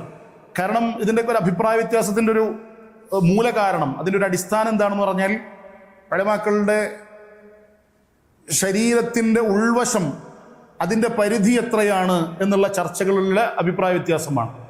ചില പണ്ഡിതന്മാർ പറയുന്നത് അത് തൊണ്ടക്ക് കീഴ്പോട്ടൊക്കെ എന്താണ്, ജൗഫാണ് എന്നാണ്. നമ്മൾ തൊണ്ടയുടെ കീഴ്പോട്ട് എന്തിറങ്ങിയാലും നോമ്പ് മുറിച്ചു കളയും എന്നാണ്. അപ്പോൾ മറ്റു ചില പണ്ഡിതന്മാർ പറയുന്നത് തൊണ്ടയുടെ കീഴ്പോട്ടല്ല, വയറിലേക്ക് എത്തിയാൽ മാത്രമേ നോമ്പ് മുറിക്കുകയുള്ളൂ. അങ്ങനെ വ്യത്യസ്തമായ അഭിപ്രായങ്ങൾ ഈ വിഷയത്തിൽ എന്തുണ്ട്, ഉലമാക്കൾക്കിടയിൽ ഇതിന്റെ അടിസ്ഥാനത്തിൽ തന്നെയുണ്ട്. അപ്പോൾ അടിസ്ഥാനത്തിന്റെ വിഷയത്തിൽ വ്യത്യാസമുള്ളത് കൊണ്ട് തന്നെ അവരുടെ ഇത്തരത്തിലുള്ള വിഷയങ്ങളിൽ എന്ത് ചെയ്യും, അഭിപ്രായ വ്യത്യാസം വരും. അതൊരിക്കലും എന്തല്ല, ഓരോരുത്തരും അവരുടെ ഇഷ്ടങ്ങൾക്കനുസരിച്ച് ഇങ്ങനെ ഒരു അഭിപ്രായം പറയുന്നതല്ല. എല്ലാത്തിനും എന്തുണ്ടാവും, ഒരു തെളിവിന്റെ പിൻബലം ഉണ്ടാവും, അല്ലെ? ഇപ്പൊ നമ്മുടെ നാട്ടില് കഫൊക്കെ ഇറക്കി കഴിഞ്ഞാൽ നോമ്പ് മുറിയുമോ ഇല്ലയോ? അപ്പോൾ പണ്ടൊക്കെ നമ്മൾ സലഫികളായ ആളുകൾ മുത്തലക്കൻ പറയും, എന്ത്, നോമ്പ് മുറിയില്ല, അല്ലെ? പല ആൾക്കാരും പറയും അങ്ങനെ ഒരു പ്രശ്നമേ ഇല്ല, അതൊക്കെ വെറുതെ പറയുന്നതാണ് എന്ന് പറയും. യഥാർത്ഥത്തിൽ അത് ഉലമാക്കൾക്കിടയിൽ ചർച്ചയുള്ള അഭിപ്രായ വ്യത്യാസമുള്ള ഒരു മസലയാണ്. കാരണം അത് ഒരു ഭക്ഷണത്തിന്റെ ഹുക്മിലേക്ക് അത് വരുമോ എന്നത് ഉലമാക്കൾക്കിടയിൽ എന്തുണ്ട്, അഭിപ്രായ വ്യത്യാസമുണ്ട്. ഒരു പറ്റം പണ്ഡിതന്മാർ പറഞ്ഞത് നോമ്പ് മുറിയും, ഭക്ഷണത്തിന്റെ ഹുക്മിലേക്ക് അത് വരുമെന്നാണ്. മറ്റു ചില പണ്ഡിതന്മാർ പറഞ്ഞത് അതങ്ങനെ വരില്ല എന്നാണ്. വല്ലാഹു അലം, അത് വരില്ല എന്നാണ് മനസ്സിലാവുന്നതെങ്കിൽ പോലും പല പണ്ഡിതന്മാരും പറഞ്ഞതിന്റെ അടിസ്ഥാനത്തിൽ സൂക്ഷ്മതയുടെ പേരിൽ അത് ഒഴിവാക്കലാണെന്ത്. അത് പരമാവധി നമ്മൾ എന്ത് ചെയ്യുക, അത് തുപ്പിക്കളയാൻ വേണ്ടി തന്നെ ശ്രമിക്കുക. അപ്പൊ അത് നമ്മൾ പറയുന്നത് തുപ്പലിന്റെ കാര്യമില്ല, നമ്മൾ സാധാരണ വായിലുള്ള തുപ്പലല്ല. വായിലുള്ള തുപ്പൽ വയറ്റിലേക്ക് ഇറക്കിയാൽ കുഴപ്പമുണ്ടോ? ഇല്ല, അതിൽ ഇജ്മാ ഉണ്ട്. അതെന്തില്ല, നോമ്പ് മുറിക്കില്ല. ഒരാൾ കുറച്ച് തുപ്പല് വായിൽ ശേഖരിച്ചു വെച്ചിറക്കി നോമ്പ് മുറിക്കോ? നോമ്പ് മുറിക്കില്ല. നേരെ മറിച്ച് ചർച്ച എവിടെയാണ്, ഇത്തരത്തിലുള്ള കഫവുമായി ബന്ധപ്പെട്ട വിഷയത്തിലാണ്. അത് ഇറങ്ങിയാൽ നോമ്പ് മുറിയുമെന്ന് പണ്ഡിതന്മാരിൽ ചിലർ അഭിപ്രായപ്പെടുന്നുണ്ട്. സൂക്ഷ്മതക്ക് നല്ലത് എന്താണ്, നമുക്കങ്ങനെ രോഗമൊക്കെ വന്നു, അത് 1-2 ദിവസത്തേക്കൊക്കെ ഉള്ളൂ, നീണ്ടു നിൽക്കുള്ളൂ. അങ്ങനെ വന്ന് ആ സമയത്ത് നമ്മൾ എന്ത് ചെയ്യുക, സൂക്ഷ്മത പാലിക്കാൻ വേണ്ടി ശ്രമിക്കുക എന്നുള്ളതാണ്. പക്ഷെ അറിയാതെ ഇറങ്ങിപ്പോയാൽ കുഴപ്പമുണ്ടോ? ഇല്ല. അല്ലാഹു അഅലം. ഈ വിഷയത്തിലും അങ്ങനെയാണ് പറയുന്നത്. മലദ്വാരത്തിലൂടെ ഏതെങ്കിലും നിലക്കുള്ള മരുന്നുകൾ കയറ്റിയാൽ അതിൽ പല പണ്ഡിതന്മാരും പറയുന്നത് നോമ്പ് മുറിയുമെന്നാണ്. മറ്റു ചില പണ്ഡിതന്മാർ പറയുന്നത് ഇല്ല എന്നാണ്. ഷേഖിന്റെ അഭിപ്രായം, ഷേഖ് പറയുന്നത് വല്ലാഹു അലം അന്നഹ ഗൈറു മുഫത്തിറ, നോമ്പ് മുറിയൂല എന്നാണ്. പക്ഷെ അവിടെയും ഷേഖ് നേരത്തെ പറഞ്ഞതുപോലെ തന്നെ പറയുന്നുണ്ട്, അഥവാ സൂക്ഷ്മതയ്ക്ക് നല്ലത് എന്താണ്, അത് നോമ്പ് തുറന്നതിന് ശേഷമാക്കുക എന്നുള്ളതാണ്. അടുത്ത ചർച്ച നമ്മൾ കണ്ണിലും ചെവിയിലും മൂക്കിലുമൊക്കെ ഇറ്റിക്കുന്ന മരുന്നുകളുമായി ബന്ധപ്പെട്ടതാണ്. അവിടെ ഷേഖ് പറയുന്നു, ഇത് 3 നിലക്കാണല്ലോ. ഒന്ന് കണ്ണിലിറ്റിക്കുക, മറ്റൊന്ന് ചെവിയിലിറ്റിക്കുക, മറ്റൊന്ന് മൂക്കിലിറ്റിക്കുക. ആദ്യം ഷേഖ് ചർച്ചക്കെടുക്കുന്നത് മൂക്കിലിറ്റിക്കുന്നതുമായി ബന്ധപ്പെട്ട ചർച്ചയാണ്. ഷേഖ് പറയുന്നു വഹിയ മുഫത്തിറത്തുൻ, അതെന്താണ്, നോമ്പ് മുറിച്ചു കളയും. കാരണം എന്താണ്? കാരണം കാരണം മൂക്കിലൂടെ നമ്മൾ ഏതെങ്കിലും നിലക്കുള്ള മരുന്നുകൾ കൊടുത്താൽ അതെവിടെ എത്തും? തൊണ്ടയിലെത്തും. തൊണ്ടയിലൂടെ എവിടെ എത്തും? വയറിലേക്കെത്തും. അതുകൊണ്ടാണ് ഹദീസിൽ വന്നത്, റസൂലുള്ളാഹി സ്വല്ലല്ലാഹു അലൈഹി വസല്ലം പറഞ്ഞു, ബാലിഗ് ഫിൽ ഇസ്തിൻഷാഖ് ഇല്ല അൻ തകൂന സായിമ. നിങ്ങൾ ഇസ്തിൻഷാഖ് ചെയ്യുമ്പോൾ, മൂക്കിലേക്ക് വെള്ളം അടിച്ചു കയറ്റുമ്പോൾ ശക്തമായി തന്നെ അടിച്ചു കയറ്റുക, അല്ലേ? നമ്മൾ wudu എടുക്കുമ്പോൾ മൂക്കിലേക്ക് വെള്ളം അടിച്ചു കയറ്റുന്നത് ഇങ്ങനെ കാണിക്കലല്ലോ ചെയ്യേണ്ടത്. നമ്മൾ wudu എടുക്കുമ്പോൾ ഇങ്ങനെയല്ല കാണിക്കേണ്ടത്. എന്ത് ചെയ്യണം? അടിച്ചു കയറ്റണം. പക്ഷേ അവിടെ ഇസ്തിസ്നാവ് ചെയ്തു. റസൂൽ സ്വല്ലല്ലാഹു അലൈഹി വസല്ലം പറഞ്ഞു ഇല്ല അൻ തകൂന സായിമ, നോമ്പുകാരനാണെങ്കിൽ ഒഴികെ. അപ്പൊ നോമ്പുകാരനാണെങ്കിൽ എന്ത് ചെയ്യാൻ പാടില്ല? മൂക്കിലേക്ക് അങ്ങനെ വെള്ളം അടിച്ച് കയറ്റാൻ പാടില്ല. കാരണം അതെവിടെ എത്തും? തൊണ്ടയിലെത്തും. അതുവഴി വയറ്റിലേക്ക് അത് എത്താൻ കാരണമാകും. ഇതിന്റെ അടിസ്ഥാനത്തിൽ ഉലമാക്കൾ പറയുന്നു, മൂക്കിൽ ഒഴിക്കുന്ന മരുന്നുകൾ അതെന്താണ്? നോമ്പ് മുറിച്ചു കളയും. അത് നോമ്പിന്റെ വേളയിൽ ഒഴിവാക്കുക എന്നുള്ളതാണ് എന്ത്? ശരിയായത്. ഇനി രണ്ടാമത്തത് കണ്ണിലും ചെവിയിലുമൊക്കെ ഇറ്റിക്കുന്നതുമായി ബന്ധപ്പെട്ടതാണ്. ഇവിടെ നമ്മൾ മനസ്സിലാക്കേണ്ടത്, മൂക്കിൽ അങ്ങനെ ഇറ്റിക്കേണ്ട ഒരു നിർബന്ധ സാഹചര്യം വന്നാൽ നമുക്ക് ഇറ്റിച്ചൂടെ? ഇറ്റിക്കാം. പക്ഷെ എന്ത് ചെയ്താൽ മതി? അന്നത്തെ നോമ്പ് പിടിച്ചു വിട്ടിയാൽ മതി. അവിടെ ഒന്നും എന്തില്ല, നമുക്കൊരു അങ്ങനെ നിർബന്ധമായൊരു പ്രയാസം വരുന്ന, ഒരു രോഗം വരുന്നൊരു സാഹചര്യം വന്നു, നമുക്കത് അങ്ങനെ ഇറ്റിക്കാൻ ഡോക്ടർ പറഞ്ഞു, അല്ലെങ്കിൽ വലിയ പ്രയാസം ഉണ്ടാവും എന്നൊക്കെ പറഞ്ഞാൽ നമ്മളത് ചെയ്യണം. മനസ്സിലാവുണ്ടോ? ചെയ്തിട്ട് ആ ദിവസത്തെ നോമ്പ് എന്ത് ചെയ്താൽ മതി? പിടിച്ചു വിട്ടിയാൽ മതി. ഇപ്പോൾ അടുത്ത ചർച്ച കണ്ണിലും ചെവിയിലുമൊക്കെ ഇറ്റിക്കുന്ന മരുന്നുമായി ബന്ധപ്പെട്ടതാണ്. അതിലും നേരത്തെ പറഞ്ഞതുപോലെ ഉലമാക്കൾക്കിടയിൽ അഭിപ്രായ വ്യത്യാസമുണ്ട്. കണ്ണിലൂടെ ഒഴിക്കുന്നത് തൊണ്ടയിലെത്തുമോ, ചെവിയിലൂടെ ഒഴിക്കുന്നത് തൊണ്ടയിലെത്തുമോ? അപ്പോൾ ഉലമാക്കളിൽ പലരും പറയുന്നത് സാധാരണ നിലയിൽ തൊണ്ടയിലെത്തുക എന്നുള്ളത് സംഭവിക്കാത്തതാണ്. പക്ഷേ ചില സമയങ്ങളിലൊക്കെ നമുക്ക് അങ്ങനെ തൊണ്ടയിൽ അനുഭവപ്പെടാറുണ്ട്. അതുകൊണ്ട് ചില പണ്ഡിതന്മാർ പറഞ്ഞു അത് നോമ്പ് മുറിക്കും എന്ന് പറഞ്ഞു. മറ്റു ചില പണ്ഡിതന്മാർ പറഞ്ഞു ഇല്ല, നോമ്പ് മുറിക്കില്ല. ഷേഖ് പറയുന്നത് അത് നോമ്പ് മുറിക്കില്ല എന്നാണ്. ഷെയ്ഖിൻ്റെ അഭിപ്രായം അത് നോമ്പ് മുറിക്കില്ല എന്നാണ്. പക്ഷെ അതോടൊപ്പം തന്നെ ഷെയ്ഖ് പറഞ്ഞു അത് പിന്തിപ്പിക്കുക എന്നുള്ളതാണ് അഫ്ദലായിട്ടുള്ളത്. അപ്പോൾ ഇത് നമുക്കറിയാവുന്നതൊക്കെ വേണമെങ്കിൽ സുബഹിന് മുമ്പ് ഒരു പ്രാവശ്യം ചെയ്തു, മഗ്‌രിബിന് ശേഷം ചെയ്തു, അങ്ങനെ നമുക്ക് സമയം ക്രമീകരിക്കാൻ പറ്റും. അപ്പം അങ്ങനെ ആക്കി മാറ്റുക എന്നുള്ളതാണ് കുറച്ച് നന്നായിട്ടുള്ളത്. ഈ പറയപ്പെട്ട അഭിപ്രായ വ്യത്യാസങ്ങളിൽ നിന്നൊക്കെ മാറി നിൽക്കാൻ ഗുണകരമായിട്ടുള്ളത്. അടുത്തത് ഇപ്പം നമ്മൾ പറഞ്ഞത് ഒന്നാമത്തെ മുഫ്സിദാണ്, അഥവാ ഭക്ഷിക്കുക, കുടിക്കുക. രണ്ടാമത്തത് അൽ ജിമാ, ലൈംഗിക ബന്ധത്തിൽ ഏർപ്പെടുക. അള്ളാഹു സുബ്ഹാനഹു വ തആല ഷെയ്ഖ് അത് പറഞ്ഞതിന് ശേഷം പറഞ്ഞു, അള്ളാഹു സുബ്ഹാനഹു വ തആല ഒരു മുസ്ലിമിനെ സംബന്ധിച്ചിടത്തോളം റമദാനിൻ്റെ രാത്രികളിൽ അയാൾക്ക് ഇത്തരത്തിൽ ജിമായിൽ ഏർപ്പെടുക എന്നുള്ളത് അനുവദനീയമാക്കിയതാണ്. അപ്പോൾ ആ ഇളവ് നമ്മൾ സ്വീകരിക്കുക. റബ്ബിന് വേണമെങ്കിൽ രാത്രിയും പാടില്ല എന്ന് പറഞ്ഞിരുന്നെങ്കിൽ നമ്മളത് നിർവഹിക്കാൻ ബാധ്യസ്ഥരാണ്, അല്ലേ? റബ്ബ് അങ്ങനെ നിയമമാക്കി, രാത്രിയും പാടില്ല എന്ന് നിയമമാക്കിയാൽ നമ്മളത് നിർവഹിക്കാൻ ബാധ്യസ്ഥരാണ്. സുബ്ഹാനല്ലാഹ്, അള്ളാഹിന്റെ വലിയ റഹ്മത്ത്. അള്ളാഹു സുബ്ഹാനഹു വ തആല എന്ത് ചെയ്തു? ഇളവ് നൽകി, പല വിഷയത്തിലും ഇളവ് നൽകി. അതിൻ്റെ കൂട്ടത്തിൽ ഇതിലും ഇളവ് നൽകി. അപ്പോൾ ഒരു മനുഷ്യനെ സംബന്ധിച്ചിടത്തോളം അങ്ങനെ ഒരു ഇളവ് നൽകപ്പെട്ടിട്ടും പിന്നെ അയാൾ പകലിൽ ചെയ്യുക എന്നുള്ളത് ഗുരുതരമായ തെറ്റാണ്. അള്ളാഹിന്റെ കൽപ്പനയെ ധിക്കരിക്കുന്നതോടൊപ്പം തന്നെ റമദാനിന്റെ ശ്രേഷ്ഠതകളിൽ ആ ദിനങ്ങളിൽ പ്രവർത്തിക്കുന്ന പ്രവർത്തനമായതുകൊണ്ട് അത് കൂടുതൽ ഗൗരവമുണ്ട്. അതുകൊണ്ടാണ് നമ്മൾ ചിലപ്പോൾ അതുമായി ബന്ധപ്പെട്ട് സ്ഥിരപ്പെട്ടൊരു ഹദീസിൽ നമ്മൾ കേട്ടിട്ടുണ്ടായിരിക്കും, റമദാനിന്റെ പകലിൽ ശാരീരികമായി ബന്ധപ്പെട്ടൊരു വ്യക്തി റസൂൽ സല്ലല്ലാഹു അലൈഹി വസല്ലമയുടെ അടുക്കിലേക്ക് വന്നിട്ട് അദ്ദേഹം പറയണത് എന്താണ്? യാ റസൂലല്ലാഹ് ഹലക്ത്, ഞാൻ നശിച്ചു റസൂലേ എന്നാണ്. അപ്പോൾ ഉലമാക്കൾ ഇതിനെ വിശദീകരിക്കുമ്പോൾ പറയുന്നുണ്ട്, ഇദ്ദേഹം ഞാൻ നശിച്ചു എന്ന് പറഞ്ഞ് റസൂല് കാരണം ചോദിക്കുമ്പോൾ ഇദ്ദേഹം പറയുന്നത് എന്താണ്? ഞാൻ റമദാനിന്റെ പകലിൽ ഇത്തരത്തിൽ ബന്ധത്തിൽ ഏർപ്പെട്ടു എന്ന് പറയുമ്പോൾ റസൂൽ ഇദ്ദേഹത്തിന് അത് തിരുത്തി കൊടുക്കുന്നില്ല. തിരുത്തി കൊടുത്തോ? അഥവാ ആ പ്രയോഗം തെറ്റാണെങ്കിൽ റസൂൽ തിരുത്തി കൊടുക്കണ്ടേ? ഞാൻ നശിച്ചു എന്ന് പറഞ്ഞത്. അപ്പോൾ ഉലമാക്കൾ പറഞ്ഞു റസൂൽ അത് അവിടെ സ്ഥിരീകരിച്ചു. അതിന്റെ അർത്ഥം എന്താണ്? ഇത് വിനാശകരമായ, അഥവാ റമദാനിന്റെ പകലിൽ അത്തരത്തിലുള്ള തെറ്റിലേർപ്പെടുക, മനഃപൂർവ്വം അങ്ങനെ ചെയ്യുക എന്നുള്ളത് അതീവ ഗുരുതരമായ നാശത്തിലേക്ക് വഴിവെക്കുന്ന പ്രവർത്തനമാണെന്ന് റസൂലുള്ളാഹി സ്വല്ലല്ലാഹു അലൈഹി വസല്ലം സ്ഥിരീകരിച്ചതാണ് ഈ ഹദീസിലൂടെ നമുക്ക് മനസ്സിലാക്കാൻ സാധിക്കുന്നത് എന്ന് ഉലമാക്കൾ ഇതിനെ വിശദീകരിച്ചതായിട്ട് കാണാൻ സാധിക്കും. അത് വളരെ ഗൗരവമുള്ളൊരു വിഷയമാണെന്ന് പറയാൻ വേണ്ടിയിട്ടാണ് നമ്മൾ ആ ഹദീസുമായി ബന്ധപ്പെട്ടൊരു ചർച്ച പറഞ്ഞത്. ഇനി ഇങ്ങനെ ഒരാള് പിന്നെ ജിമായിൽ ഏർപ്പെട്ടാലോ അയാളുടെ നോമ്പ് മുറിയും എന്നതിൽ എന്തില്ല, തർക്കമില്ല. അത് ഇജ്മാഅാണ്, ഉലമാക്കൾക്കിടയിൽ എന്തില്ല, അതിൽ അഭിപ്രായ വ്യത്യാസം ഇല്ല. പക്ഷേ ഷെയ്ഖ് അതിന് കൂടെ തന്നെ കൊണ്ടുവരുന്ന മറ്റൊരു ചർച്ച, അഥവാ ആർക്കൊക്കെയാണ് ഈ റമദാനിന്റെ പകലിൽ ജിമായിൽ ഏർപ്പെട്ടാൽ ഈ ഗുരുതരമായ തെറ്റായി പരിഗണിക്കപ്പെടുക.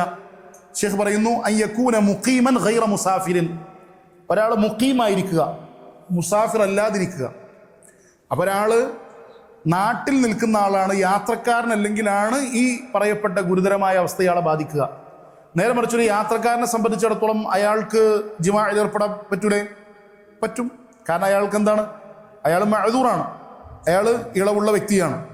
മറ്റൊന്ന് വയക്കൂന ബാലിഗൻ, അയാൾ പ്രായപൂർത്തി എത്തുക. ഇത് ഉലമാക്കൾക്കിടയിൽ ചർച്ചയുള്ള വിഷയമായതുകൊണ്ട് സൂചിപ്പിച്ചെന്ന് മാത്രം, ഷെയ്ഖ് ഇങ്ങനെ പറഞ്ഞു പോകുന്നത് കൊണ്ട് പറയുന്നതാണ്. വയക്കൂന സഹീഹൻ, അതേപോലെ തന്നെ ആരോഗ്യവാനായിരിക്കുക. അപ്പോൾ ഒരാൾ രോഗം ബാധിച്ചു, ഏത് രോഗം? നമ്മൾ നേരത്തെ പറഞ്ഞ പോലെയുള്ള രോഗം, നോമ്പ് ഒഴിവാക്കാൻ അനുവദിക്കപ്പെട്ട രോഗം. അങ്ങനെ ഒരു രോഗം ബാധിച്ചൊരു മനുഷ്യൻ ആ പകലിൽ എന്ത് ചെയ്തു?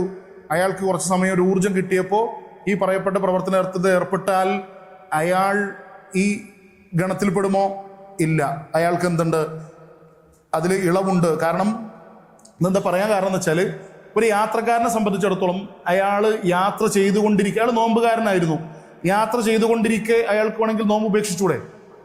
ഉദാഹരണത്തിന് അയാൾ പുറത്ത് നോമ്പ് പിടിച്ചിട്ട് യാത്ര പോയി, യാത്രയുടെ ഇടയിൽ അദ്ദേഹത്തിന് പ്രയാസം തോന്നി, അപ്പോൾ അയാൾക്ക് നോമ്പ് ഉപേക്ഷിച്ചൂടെ? അയാൾക്ക് വെള്ളം കുടിക്കാം, അതിലെന്തെങ്കിലും ഭക്ഷണം കഴിക്കാം, അയാൾക്ക് മനസ്സിലായി നോമ്പ് തുടരാൻ പറ്റില്ല. അപ്പോൾ ഉലമാക്കൾ പറയുന്നു, അപ്പോൾ അയാൾക്ക് ജിമായിൽ ഏർപ്പെട്ടുകൊണ്ടും എന്ത് ചെയ്യാം? നോമ്പ് മുറിക്കാം. കാരണം ജിമാ എന്താണ്? ഇത്തരത്തിൽ നോമ്പ് മുറിക്കുന്ന കാരണങ്ങളിൽപ്പെട്ടതാണ്. അപ്പോൾ അതിലേർപ്പെട്ടുകൊണ്ടും ഇയാൾക്ക് നോമ്പ് മുറിക്കാം. പക്ഷെ ചില പണ്ഡിതന്മാർ പറഞ്ഞു ഏറ്റവും നല്ലത് എന്താണ്? വെള്ളം കുടിച്ച് നോമ്പ് മുറിച്ചതിന് ശേഷം ജിമായിൽ ഏർപ്പെടുന്നതായിരിക്കും എന്നതാണ് പല പണ്ഡിതന്മാരും അഭിപ്രായപ്പെടുന്നത്. ഇനിയോ വയക്കൂന ആഖിലൻ, ഇയാൾ ബുദ്ധി സ്ഥിരതയുള്ള ആളായിരിക്കണം. മജ്നൂന് അയാൾ റമദാന്റെ പകലിൽ അങ്ങനെ ചെയ്താൽ അയാളുമായി ബന്ധപ്പെട്ടതല്ല. ശരി, ഇനി ഇത്തരത്തിലൊരാൾ അബദ്ധം സംഭവിച്ചാൽ, റമദാനിന്റെ പകലിൽ അദ്ദേഹത്തിൽ നിന്ന് അങ്ങനെ ഒരു അബദ്ധം സംഭവിച്ചാൽ അയാൾ ചെയ്യേണ്ട കാര്യങ്ങൾ എന്താണ്? അയാൾ 3 കാര്യങ്ങളാണ് ചെയ്യേണ്ടത്. ഒന്നാമത്തത് അല്ലാഹു സുബ്ഹാനഹു വ തആലയിലേക്ക് തൗബ ചെയ്ത് മടങ്ങുക. കാരണം അതീവ ഗുരുതരമായ പാപമാണ് ഇയാളിൽ നിന്ന് സംഭവിച്ചിട്ടുള്ളത്. രണ്ടാമത്തത് അൻ യഖ്ദിയ ഹാദൽ യൗമ അല്ലദി അഫ്സദഹു ബിൽ ജിമാ, ഈ ജിമായിൽ ഏർപ്പെട്ടുകൊണ്ട് നഷ്ടപ്പെട്ടു പോയ നോമ്പ് ഇയാൾ പിടിച്ചു വിട്ടുക. മൂന്നാമത്തത് കഫാറത്ത് കൊടുക്കുക. കഫാറത്ത് നമുക്കറിയാം, റസൂലുള്ളാഹി സ്വല്ലല്ലാഹു അലൈഹി വസല്ലം കഫാറത്ത് ഒന്നാമത് പറഞ്ഞത് എന്താണ്? റഖബത്തിനെ മോചിപ്പിക്കുക എന്നാണ്, അഥവാ ഒരു അടിമയെ മോചിപ്പിക്കുക. അപ്പോൾ റസൂൽ സ്വല്ലല്ലാഹു അലൈഹി വസല്ലം ആ വ്യക്തിയോട് ആദ്യം ചോദിക്കണം എന്താണ്? നിനക്കൊരു അടിമനെ മോചിപ്പിക്കാൻ പറ്റുമോ എന്നാണ്. അപ്പോൾ അദ്ദേഹം പറഞ്ഞു ഇല്ല. അപ്പോൾ ഇന്നത്തെ കാലഘട്ടത്തിലും നമുക്കറിയാം ഇന്ന് അടിമകളില്ലാത്തതുകൊണ്ട് ഇന്ന് നമുക്കും അത് സാധിക്കൂല. രണ്ടാമത് റസൂൽ സ്വല്ലല്ലാഹു അലൈഹി വസല്ലം ഇദ്ദേഹത്തോട് ചോദിക്കുന്നത് എന്താണ്? തസ്തതിഉ അൻ തസൂമ ഷഹ്റൈനി മുത്തതാബിഐൻ, 2 മാസം തുടർച്ചയായി നോമ്പെടുക്കാൻ സാധിക്കുമോ? അപ്പോൾ ഇദ്ദേഹം പറഞ്ഞു പറ്റില്ല, പ്രയാസമുണ്ട് എന്ന് പറഞ്ഞു. ഇവിടെ നമ്മൾ മനസ്സിലാക്കേണ്ടത്, തുടർച്ചയായി നോമ്പെടുക്കുക എന്ന് പറഞ്ഞാൽ തുടർച്ചയായി തന്നെ നോമ്പെടുക്കണം. എന്ത് ചെയ്യാൻ പറ്റില്ല? അതിൻ്റെ ഇടയിൽ ഗ്യാപ്പ് ഇടാൻ പറ്റില്ല. ശർഈയായ ഉദ്റുകളില്ലാതെ ഒരാൾ ഒരു ദിവസം വീഴ്ച വരുത്തിയാൽ എന്ത് സംഭവിക്കും? തൊട്ടു പിറ്റേ ദിവസം മുതൽ 1 എന്ന് ആരംഭിക്കും. 1 എന്ന് ആരംഭിച്ച് പിന്നീട് 2 മാസം വീണ്ടും എന്ത് ചെയ്യണം? നോമ്പെടുക്കണം. ഉദാഹരണം പറഞ്ഞാൽ, ഒരു മാസം ഒരാൾ നോമ്പെടുത്തു, എന്നിട്ട് ആ 1 മാസം നോമ്പെടുത്ത വ്യക്തി അയാൾ മനഃപൂർവ്വം പിറ്റേ ദിവസം നോമ്പ് ഉപേക്ഷിച്ചു. അങ്ങനെയെങ്കിൽ ഉലമാക്കൾ പറയുന്നു, ഇനി അയാൾ പിറ്റേ ദിവസം മുതൽ 2 മാസം തുടർച്ചയായിട്ട് എന്ത് ചെയ്യണം? നോമ്പെടുക്കണം. കാരണം അത് കഫാറത്താണ്. മനസ്സിലാവുണ്ടോ? ഇദ്ദേഹത്തിൽ നിന്ന് വന്ന തെറ്റ് ഇതിന് പ്രായശ്ചിത്തം ചെയ്യണം. അപ്പം അത് ആ ഹദീസിൽ വന്നതുപോലെ തന്നെ എന്ത് ചെയ്യണം? നിർവഹിക്കേണ്ടതുണ്ട്. നേരെ മറിച്ച് ശർഈയായ ഉദ്റുണ്ടെങ്കിലോ, അപ്പം അദ്ദേഹത്തിന് രോഗം ബാധിച്ചു, അപ്പം അദ്ദേഹത്തിന് ഒഴിവായിക്കൂടെ? അല്ലെങ്കിൽ അദ്ദേഹത്തിന് യാത്ര പോകേണ്ട ഒരു അവസ്ഥ വന്നു, അപ്പോൾ പോയിക്കൂടെ? അതുകൊണ്ട് തന്നെയാണ് ഉലമാക്കൾ പറഞ്ഞത്, ഇയാൾ ഒരു തന്ത്രം കാണിച്ചിട്ട് യാത്ര പോയാലോ? അങ്ങനെയാണെങ്കിൽ അയാൾ ചെയ്തത് ഹറാമാണെന്ന് മാത്രമല്ല, അയാൾ എന്ത് ചെയ്യണം? വീണ്ടും നോമ്പ് 1 മുതൽ ആരംഭിക്കണം. അപ്പം 2 മാസം തുടർച്ചയായി നോമ്പെടുക്കാൻ സാധിക്കാത്ത മനുഷ്യരാണെങ്കിൽ അയാളെ സംബന്ധിച്ചിടത്തോളം അത് നമ്മൾ പ്രത്യേകം ശ്രദ്ധിക്കണം. 2 മാസം അടുപ്പിച്ച് നോമ്പെടുക്കാൻ പറ്റില്ല എന്ന് നമ്മളങ്ങോട്ട് പറയല്ലേ ചെയ്യേണ്ടത്. മനസ്സിലാവുണ്ടോ? നമ്മളങ്ങോട്ട് അപ്പോൾ എല്ലാവർക്കും വേണമെങ്കിൽ പറയും എനിക്ക് ബുദ്ധിമുട്ടുണ്ട്, ആ ബുദ്ധിമുട്ടല്ല ഇവിടെ പരിഗണിക്കുക. മനസ്സിലാവുണ്ടോ? അപ്പോൾ അത് യഥാർത്ഥത്തിൽ ഹഖീഖിയായിട്ട് തന്നെ അയാൾക്ക് പറ്റാതിരിക്കണം. മൂന്നാമത്തേതാണ് റസൂലുള്ളാഹി സ്വല്ലല്ലാഹു അലൈഹി വസല്ലം ഇദ്ദേഹത്തോട് ചോദിക്കുന്നത് കാണാൻ സാധിക്കും, നിനക്ക് 60ഓളം പേർക്ക് ഭക്ഷണം കൊടുക്കാൻ സാധിക്കുമോ എന്ന് റസൂലുള്ളാഹി സ്വല്ലല്ലാഹു അലൈഹി വസല്ലം അദ്ദേഹത്തോട് ചോദിച്ചതായി കാണാൻ സാധിക്കും. അപ്പോൾ ഇദ്ദേഹം ദരിദ്രനായിരുന്നു, അദ്ദേഹത്തിന് കൊടുക്കാൻ സാധിക്കില്ല എന്ന് പറഞ്ഞു. അതൊക്കെ നമ്മൾ കേട്ടിട്ടുണ്ടായിരിക്കും ആ സംഭവം. ഇതാണ് അതിൻ്റെ 3 തർത്തീബുകൾ. 1 അടിമയെ മോചിപ്പിക്കുക, 2 മാസം അടുപ്പിച്ച് നോമ്പെടുക്കുക, മൂന്നാമത്തത് ഒരു 60 പേർക്ക് ഭക്ഷണം കൊടുക്കുക. ഇനി അടുത്തത് ഇതുമായിട്ട് ബന്ധപ്പെട്ട മറ്റൊരു മസല, അഥവാ മുബാശറത്ത് നടത്തുക. അഥവാ നമുക്കറിയാം ജിമാഉം മുബാശറത്തും തമ്മിൽ വ്യത്യാസമുണ്ട്. ജിമാഅ് എന്ന് പറഞ്ഞാൽ ഒരു വ്യക്തിയുടെ ജനനേന്ദ്രിയം സ്ത്രീയുടെ ജനനേന്ദ്രിയത്തിൽ പ്രവേശിപ്പിച്ചുകൊണ്ട് ലൈംഗിക ബന്ധത്തിൽ ഏർപ്പെടലാണ്. മുബാശറത്ത് എന്ന് പറഞ്ഞാൽ അത് ചെയ്യാതെ ബാക്കിയുള്ള കാര്യങ്ങളിൽ ഏർപ്പെടലാണ്. അങ്ങനെ മുബാശറത്തിൽ ഏർപ്പെട്ടാലോ, മുബാശറത്തിൽ ഏർപ്പെടുകയും ഇയാളിൽ നിന്ന് മനിയ് പുറത്തു പോവുകയും ചെയ്തു, അങ്ങനെയെങ്കിൽ പണ്ഡിതന്മാർ പറയുന്നു ഇയാൾ ഈ ജിമായിൽ ഏർപ്പെട്ടതുപോലെ തന്നെ കഫാറത്ത് വേണ്ടതുണ്ടോ? വേണ്ടതില്ല. കാരണം നേരത്തെ പറഞ്ഞതാണ്, ജിമായിൽ ഏർപ്പെട്ടാൽ മാത്രമാണ് ഈ കഫാറത്തുള്ളത്. പക്ഷേ ഇയാൾ ചെയ്തത് തെറ്റാണ്, മാത്രമല്ല മനിയ് പുറത്തുപോയി. അപ്പം അയാളുടെ നോമ്പ് എന്ത് ചെയ്യും? മുറിയും. ഇയാൾ എന്ത് ചെയ്യണം? ആ ദിവസത്തെ നോമ്പ് പിടിച്ച് വീട്ടേണ്ടതുണ്ട്. ഇനി മനിയ് പുറത്തു പോയാൽ, മതിയാണ് പുറത്തു പോകുന്നതെങ്കിലോ, അതിൽ പണ്ഡിതന്മാർക്കിടെ 2 അഭിപ്രായമുണ്ട്. പക്ഷേ ശരിയായ അഭിപ്രായം മതിയാണ് പുറത്തു പോകുന്നതെങ്കിൽ എന്തില്ല, അയാളുടെ നോമ്പ് മുറിയുകയില്ല, അയാൾക്ക് എന്ത് ചെയ്യാം? നോമ്പ് തുടർന്നു പോകാവുന്നതാണ്. അടുത്ത ചർച്ച ചുംബിക്കുന്നതുമായി ബന്ധപ്പെട്ടതാണ്. അവിടെ ഷെയ്ഖ് ഇത് 2 അവസ്ഥകളിലാണ് എന്ന് തരംതിരിച്ചു. ഒന്ന്, ഈ വ്യക്തിയെ സംബന്ധിച്ചിടത്തോളം അയാൾക്ക് നിയന്ത്രിക്കാൻ കഴിവുണ്ട് എന്ന് തിരിച്ചറിയുക. അങ്ങനെയെങ്കിൽ ഷെയ്ഖ് പറയുന്നു അയാൾക്ക് എന്ത് ചെയ്യാം? അത് ചെയ്യൽ ജായിസാണ്.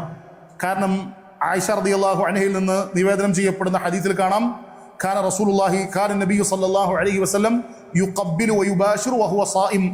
റസൂൽ ഇത്തരത്തിൽ ചുംബിക്കാറും മുബാശറത്ത് ചെയ്യാറും ഉണ്ടായിരുന്നു അവിടുന്ന് നോമ്പുകാരനായിരിക്കെ. വകാന അംലകകും ലിറബിഹി, അദ്ദേഹം ഈ പറയപ്പെട്ടതുപോലെ ഇതിനൊക്കെ നിയന്ത്രിക്കാൻ സാധിക്കുന്ന വ്യക്തിയാണ് എന്ന് ആര് പറയുന്നു? ആയിഷ റളിയല്ലാഹു അൻഹ പറയുന്നു. അപ്പോൾ ഈ ഹദീസിനെ വിശദീകരിച്ചുകൊണ്ട് പണ്ഡിതന്മാർ പറയുന്നത്, നിയന്ത്രിക്കാൻ സാധിക്കുന്ന വ്യക്തിയാണെങ്കിൽ അദ്ദേഹത്തിന് ചുംബിക്കുന്നത് കൊണ്ട് കുഴപ്പമില്ല. നേരെ മറിച്ച് നിയന്ത്രിക്കാൻ സാധിക്കാത്ത വ്യക്തിയാണെങ്കിൽ അത് ഒഴിവാക്കുക എന്നുള്ളതാണ് അയാളുടെ ഹക്കിൽ, അത് ചെയ്യാൻ പാടില്ല. ഇനി അടുത്തത് ഇസ്തിംനാ ചെയ്തുകൊണ്ട്, അഥവാ കൈകൊണ്ട് ആരെങ്കിലും സ്ഖലനം ചെയ്തു കഴിഞ്ഞാൽ അയാളുടെ ഹുക്കം എന്താണ്? അത് ചെയ്യൽ ഹറാമാണ്. അയാൾ എന്ത് ചെയ്യണം? അത് പിടിച്ചു വിട്ടുകയും ചെയ്യണം. മാത്രമല്ല നമ്മൾ മനസ്സിലാക്കേണ്ട പ്രധാനപ്പെട്ട ഒരു കാര്യം, അത് റമദാനിന്റെ പകലിൽ ചെയ്യുക എന്നതിനപ്പുറത്തേക്ക് റമദാനിന്റെ പകലിൽ അല്ലാതെ ചെയ്താൽ തന്നെ ഗുരുതരമായ തെറ്റാണ്. അപ്പൊ റമദാനിന്റെ പകലിൽ അത് ചെയ്താലുള്ള ഗൗരവം വളരെ വലുതാണ്. അപ്പൊ ഏതൊരു ഹറാമായിക്കൊള്ളട്ടെ, റമദാനിന്റെ പകലിൽ ചെയ്യുക എന്നുള്ളത് മറ്റിതര മാസങ്ങളിൽ ദിവസങ്ങളിൽ ചെയ്യുന്നതിനേക്കാൾ അതീവ ഗുരുതരമാണ്. അപ്പം അതുകൊണ്ട് തന്നെ റമദാനിന്റെ പകലിൽ നിന്ന് ഇത്തരത്തിലുള്ള എല്ലാ തരത്തിലുള്ള തിന്മകളിൽ നിന്നും മാറി നിൽക്കാൻ ശ്രദ്ധിക്കേണ്ടതുണ്ട്. ഇനി ആ അബദ്ധവശാൽ അങ്ങനെ സംഭവിച്ചു പോയാൽ അത് നോമ്പ് നിഷ്ഫലമാക്കി കളയും. ആ ദിവസത്തെ നോമ്പ് എന്ത് ചെയ്യണം? അദ്ദേഹം പിടിച്ച് വീട്ടുകയാണ് വേണ്ടത്. എന്നാൽ ഇഖ്തിലാം സംഭവിച്ച വ്യക്തിയോ ഉറങ്ങിക്കിടന്ന സമയത്ത് സ്ഖലനം സംഭവിച്ചു പോയി, അങ്ങനെയെങ്കിലോ അത് അയാളുടെ നിയന്ത്രണത്തിലുള്ളതല്ലാത്തത് കൊണ്ട് തന്നെ നോമ്പ് മുറിയുകയില്ല. അയാൾ എന്ത് ചെയ്താലും അയാൾക്ക് എന്ത് ചെയ്യാം? അത് തുടർന്ന് നോമ്പ് എടുക്കാവുന്നതാണ്. അതേപോലെ തന്നെ ഷേഖ് അതിൻ്റെ കൂടെ ചർച്ച ചെയ്യുന്ന മറ്റൊന്നാണ് സഊഖ് നഷൂഖ് എന്ന് പറഞ്ഞാൽ നമ്മൾ ഈ മൂക്കിലൊക്കെ വലിക്കുന്ന പൊടി. അത് ചിലപ്പോൾ ചികിത്സയുടെ ഭാഗമായിട്ടായിരിക്കും, അല്ലാതെ തന്നെ ആളുകൾ മൂക്കിൽ പൊടി വലിക്കാറുണ്ടല്ലോ. അത്തരത്തിലുള്ള പൊടികൾ അത് നോമ്പ് മുറിച്ച് കളയുന്ന കാര്യങ്ങളാണ്, അത് ഒഴിവാക്കേണ്ടതുണ്ട്. അടുത്ത ചർച്ച മുഫ്സിദാത്തിൽപ്പെട്ട മറ്റൊന്നാണ് തഖയ്യു, അഥവാ ഛർദിക്കുക. റസൂലുള്ളാഹി സ്വല്ലല്ലാഹു അലൈഹി വസല്ലം പറഞ്ഞു, മനഃപൂർവ്വം ഒരാൾ ഛർദിച്ചാൽ ആ നോമ്പ് എന്ത് ചെയ്യും? മുറിയും. നേരെ മറിച്ച് അറിയാതെയാണെങ്കിലോ അയാളുടെ നോമ്പ് മുറിയുകയില്ല. അത് മനഃപൂർവ്വം ഛർദിച്ചൊരു വ്യക്തി എന്ത് ചെയ്യണം? നോമ്പ് പിടിച്ചു കൂട്ടണം. നോമ്പ് പിടിച്ചു കൂട്ടണം. അതെന്താണ്? അടമാക്കൾക്കിടയിൽ തർക്കമില്ലാത്ത വിഷയമാണ്. അടുത്തത് ഹിജാമ. ഹിജാമ അത് നമുക്കറിയാം, നേരത്തെ നമ്മൾ പറഞ്ഞതുപോലെ അടമാക്കൾക്കിടയിൽ ശക്തമായ അഭിപ്രായ വ്യത്യാസം നിലനിൽക്കുന്ന ഒരു മസലയാണത്. ഭൂരിപക്ഷം പണ്ഡിതന്മാരും അഭിപ്രായപ്പെടുന്നത് മുറിയുകയില്ല എന്നാണ്. ഹിജാമ ഒരാൾ ചെയ്തു കഴിഞ്ഞാൽ മുറിയുകയില്ല എന്നാണ് വലിയ ശതമാനം പണ്ഡിതന്മാരും അഭിപ്രായപ്പെടുന്നത്. പക്ഷേ ചില പണ്ഡിതന്മാർ റസൂൽ സല്ലല്ലാഹു അലൈഹി വസല്ലമയുടെ ഹദീസിൽ വന്നത് അഫ്തർ അൽ ഹാജിം വൽ മഹ്ജൂം എന്ന ഹദീസിന്റെ അടിസ്ഥാനത്തിൽ, അഥവാ ഹിജാമ ചെയ്ത ആളും ചെയ്യപ്പെട്ട ആളും നോമ്പ് മുറിഞ്ഞിരിക്കുന്നു എന്ന ഹദീസിന്റെ അടിസ്ഥാനത്തിൽ ചില പണ്ഡിതന്മാർ പറഞ്ഞത് അയാൾ നോമ്പ് മുറിയുമെന്നാണ്. അപ്പം അതുകൊണ്ട് തന്നെ നമ്മൾ മനസ്സിലാക്കേണ്ടത് നേരത്തെ പറഞ്ഞത് തന്നെയാണ്. അഥവാ പരമാവധി എന്ത് ചെയ്യുക? റമദാനിന്റെ പകലിൽ ഇത് ഉപേക്ഷിക്കുക. പക്ഷെ ഒരാൾ മുൻപ് അങ്ങനെ ചെയ്തിട്ടുണ്ട് എങ്കിലോ അയാൾ പിടിച്ചുവിട്ടുണ്ടോ? പിടിച്ചുവിട്ടില്ല. മനസ്സിലാവുണ്ടോ? നമ്മൾ മുൻപൊരിക്കൽ അങ്ങനെ റമദാനിന്റെ പകലിൽ ഹിജാമ ചെയ്തിട്ടുണ്ട് എങ്കിൽ ഇപ്പോൾ പിടിച്ചുവിട്ടണോ? പിടിച്ചുവിട്ടേണ്ടതില്ല. ഇനി ഇപ്പോഴാണെങ്കിൽ നമ്മൾ വരാനിരിക്കുന്ന റമദാനിൽ ഒരാൾ എന്ത് ചെയ്തു? ഹിജാമ ചെയ്താൽ നോമ്പ് മുറിയില്ല എന്ന് മനസ്സിലാക്കി അദ്ദേഹം ഹിജാമ ചെയ്തു. അത് പിടിച്ചുവിട്ടേണ്ടതുണ്ടോ? പിടിച്ചുവിട്ടേണ്ടില്ല. പക്ഷേ അതെന്താണ്? ഒഴിവാക്കലാണെന്ത് നല്ലത്. കാരണം ഈ പറയപ്പെട്ടതുപോലെ അഭിപ്രായ വ്യത്യാസത്തിൽ നിന്ന് രക്ഷപ്പെടാൻ അതിലൂടെ സഹായകരമായിരിക്കും. അടുത്തത് എട്ടാമത്തെ മസ്അല അൽ ഖദാഉ, പിടിച്ചുവിട്ടൽ. ടോട്ടൽ നമുക്ക് 10 മസ്അലയാണുള്ളത്. അതിൽ 8ാമത്തെ മസ്അല പിടിച്ചുവിട്ടൽ എന്നതുകൊണ്ട് ഉദ്ദേശിക്കുന്നത് എപ്പോഴാണ് ഒരു വിശ്വാസി നോമ്പ് പിടിച്ചുവിട്ടേണ്ടത്? റമദാൻ മാസത്തിൽ നഷ്ടപ്പെട്ടു പോയ നോമ്പ് എപ്പോൾ പിടിച്ചുവിട്ടണം? അവിടെ ഷേഖ് പറയുന്നു, ഒരു വ്യക്തിയെ സംബന്ധിച്ചിടത്തോളം തൊട്ടടുത്ത റമദാനിന് മുൻപ് എന്ത് ചെയ്താൽ മതി? പിടിച്ചുകൂട്ടിയാൽ മതി. തൊട്ടടുത്ത റമദാനിന് മുൻപ് ഒരാൾ പിടിച്ചുകൂട്ടിയാൽ മതിയായതാണ്. കാരണം നമുക്കറിയാം, മഹദി ആയിഷ റളിയല്ലാഹു അൻഹയിൽ നിന്ന് സ്ഥിരപ്പെട്ടതുപോലെ അവർ പറഞ്ഞു, ഞാൻ പലപ്പോഴും എന്ത് ചെയ്യാറുണ്ട്? എനിക്ക് റസൂൽ സല്ലല്ലാഹു അലൈഹി വസല്ലമയുടെ സാന്നിധ്യം കൊണ്ട് നോമ്പ് നോൽക്കാൻ സാധിക്കാറില്ല. എപ്പോഴേ പറ്റാറുള്ളൂ? ഷാബാനിലേ പറ്റുള്ളൂ. ഷാബാൻ എന്ന് പറഞ്ഞാൽ കഴിഞ്ഞ റമദാനിൽ വിട്ടുപോയത് പിന്നെയും 10 മാസം കടന്ന് 11ാമത്തെ മാസം ഷാബാനിൽ എത്തുമ്പോഴാണ് എന്ത് ചെയ്യുക? പിടിച്ചുവിട്ടാൻ പറ്റുള്ളൂ. അപ്പം അത്രയും മാസക്കാലം അവർ നോമ്പെടുക്കുന്നില്ല. ഏത് നിലക്ക്? ഏത് നിർബന്ധമായി നോമ്പ്? അവർ പിടിച്ചുവിട്ടണില്ല എന്നുള്ളതാണ് ആ ഹദീസിൽ നമുക്ക് മനസ്സിലാക്കാൻ പറ്റണം. അങ്ങനെയാണെങ്കിൽ അത് റസൂലുള്ളാഹി സ്വല്ലല്ലാഹു അലൈഹി വസല്ലം അംഗീകരിച്ചു എന്നാണ് നമുക്ക് മനസ്സിലാവേണ്ടത്. റസൂല് അത് അംഗീകരിച്ചു എന്നാണ് മനസ്സിലാക്കേണ്ടത്. അപ്പം അതിൻ്റെ അർത്ഥം എന്താണ്? റമദാൻ മാസത്തിലെ നോമ്പ് പിന്തിപ്പിക്കുന്നത് കൊണ്ട് കുഴപ്പമില്ല. പക്ഷേ പണ്ഡിതന്മാർ പറയുന്ന മറ്റൊരു കാര്യം, ഏതൊരു കർമ്മം ആയിക്കോട്ടെ നഷ്ടപ്പെട്ടത് എത്രയും പെട്ടെന്ന് നിർവഹിക്കുക എന്നുള്ളതാണ് എന്ത് നല്ലത്. കാരണം അയാളുടെ ബാധ്യത അതിൽ നിന്ന് എന്ത് ചെയ്യും? ഇല്ലാതായിത്തീരും. അയാളുടെ ഹക്കിൽ നിന്ന് ആ ബാധ്യത അങ്ങോട്ട് മാറും. അപ്പം എത്രയും പെട്ടെന്ന് അത് നിർവഹിച്ചാൽ അതാണ് ഏറ്റവും ഉത്തമമായിട്ടുള്ളത് എന്നാണ് മനസ്സിലാക്കേണ്ടത്. അതേപോലെ തന്നെ അതിനോട് അനുബന്ധമായി വരുന്ന മറ്റൊരു മസ്അല, ഒരാൾ മനഃപൂർവ്വം ഒരു റമദാൻ നഷ്ടപ്പെട്ട നോമ്പ് മനഃപൂർവ്വം തൊട്ടടുത്ത റമദാൻ വരെ നീട്ടിക്കൊണ്ടുപോയി ആ റമദാനിന് ശേഷം പിടിച്ചുകൂട്ടി. ആ റമദാനിന് ശേഷമാണ് ഇയാൾ പിടിച്ചുകൂട്ടാൻ ഉദ്ദേശിക്കുന്നത് എന്ന് പറഞ്ഞാൽ ഒരു കാലഘട്ടം ഇയാൾ എന്ത് ചെയ്തില്ല, പിടിച്ചില്ല. ഉദ്റുള്ള ആളല്ല നമ്മൾ ചർച്ച ചെയ്യണത്. ഉദ്റുള്ള ആളല്ല, ഇയാൾക്ക് കുറേ നാളെന്ത് ചെയ്തു, രോഗം ബാധിച്ചു, അയാൾക്ക് പിടിച്ചുകൂട്ടാൻ പറ്റിയില്ല. തൊട്ടടുത്ത റമദാനിനാണ് അതിന് മുമ്പാണ് ഇയാൾക്ക് രോഗം ശിഫയായതെങ്കിൽ അതല്ല നമ്മൾ പറയണത്. നേരെ മറിച്ച് ഇയാൾക്ക് ചെയ്യാനൊക്കെ സാധിക്കുമായിരുന്നു എങ്കിൽ ഇയാൾ അത് പിന്തിപ്പിച്ചു. എന്നിട്ട് അടുത്ത റമദാൻ വന്നു. പല പണ്ഡിതന്മാരുടെ അഭിപ്രായ പ്രകാരം അങ്ങനെ മനഃപൂർവ്വം പിന്തിപ്പിച്ചൊരു വ്യക്തി അയാൾ നോമ്പെടുക്കുകയും കഫാറത്ത് കൊടുക്കുകയും ചെയ്യണം എന്നാണ്. പക്ഷെ വല്ലാഹു അലം അത് മർജൂഹായ അഭിപ്രായമായിട്ട് പല പണ്ഡിതന്മാരും എന്ത് ചെയ്യുന്നുണ്ട്, പറയുന്നുണ്ട്. ഇവിടെ ഷെയ്ഖ് പറയുന്നത് ചെയ്യണം എന്നാണ്. ഷെയ്ഖിൻ്റെ അഭിപ്രായം എന്താണ്? ചെയ്യണം എന്നാണ്. അഥവാ ഒരു വർഷക്കാലഘട്ടം അയാൾക്ക് ലഭിച്ചു, എഴുതൊന്നുമില്ല, എന്നിട്ടും പിന്തിപ്പിച്ചു. അടുത്ത റമദാൻ വന്നു, അതിനുശേഷം ആ റമദാനിന് ശേഷമാണ് ഇയാൾ നോമ്പ് പിടിക്കാൻ ഉദ്ദേശിക്കണമെങ്കിൽ ഇയാൾ തൗബ ചെയ്യണം, നോമ്പ് പിടിക്കണം, കഫാറത്ത് കൊടുക്കണം. അപ്പം ഇതാണ് ഷെയ്ഖിൻ്റെ അഭിപ്രായം. വല്ലാഹു അലം. ഇനി മറ്റൊന്ന് തതാബു, അഥവാ നമ്മളൊരു 10 ദിവസം നോമ്പ് നഷ്ടപ്പെട്ടു, നമ്മൾ പിടിച്ചുവിട്ടാൻ ഉദ്ദേശിക്കണം. അപ്പോൾ ആ 10 ദിവസത്തെ നോമ്പ് തുടർച്ചയായിട്ട് തന്നെ പിടിക്കണോ? തുടർച്ചയായിട്ട് പിടിക്കുക എന്നുള്ളത് അഫ്ദലാണെന്ന് പറഞ്ഞ പണ്ഡിതന്മാരുണ്ട്. പക്ഷെ അത് നിർബന്ധം ഇല്ല. നമുക്ക് എന്ത് ചെയ്യാം? സാഹചര്യം അനുസരിച്ച് അത് നിർവഹിക്കാവുന്നതാണ്. ഇതാണ് 8ാമത്തെ മസ്അല. 9ാമത്തെ മസ്അല തഅയീനുൻ നിയ്യ. നിയ്യത്ത് തഅയീൻ ചെയ്യുക. അഥവാ നമുക്കറിയാം, നോമ്പെടുക്കുന്നുണ്ടെങ്കിൽ എന്ത് നിർബന്ധമാണ്? നിയ്യത്ത് വെക്കുക എന്നത് നിർബന്ധമാണ്. അത് നോമ്പിന് മാത്രമല്ല, ഏതൊരു സൽക്കർമ്മം പ്രവർത്തിക്കുമ്പോഴും എന്ത് നിർബന്ധമാണ്? നിയ്യത്ത് നിർബന്ധമാണ്. ഇന്നമൽ അഅ്മാലു ബിന്നിയ്യാത്ത്. ഇവിടെ റസൂലുള്ളാഹി സ്വല്ലല്ലാഹു അലൈഹി വസല്ലമയുടെ ഹദീസിലും സ്ഥിരപ്പെട്ടിട്ടുണ്ട്, മൻ ലം യുജ്മിഅ സിയാമ ഖബ്ല അൽ ഫജ്ർ ഫലാ സിയാമ ലഹു. ഒരാൾ ഫജ്റിന് മുൻപ് നിയ്യത്ത് വെച്ചിട്ടില്ല എങ്കിൽ അയാൾക്ക് എന്തില്ല? നോമ്പില്ല എന്ന് റസൂലുള്ളാഹി സ്വല്ലല്ലാഹു അലൈഹി വസല്ലമയിൽ നിന്ന് സ്ഥിരപ്പെട്ടതാണ്. അപ്പോൾ സ്വാഭാവികമായിട്ടും ഫജ്ർ ബാങ്ക് കൊടുക്കുന്നതിന് മുൻപ് നിയ്യത്ത് വെക്കുക എന്നുള്ളത് എന്താണ്? നിർബന്ധമാണ്. കാരണം നോമ്പ് നിയ്യത്ത് വെച്ചില്ലെങ്കിൽ എന്ത് സംഭവിക്കും? നോമ്പ് കിട്ടൂല.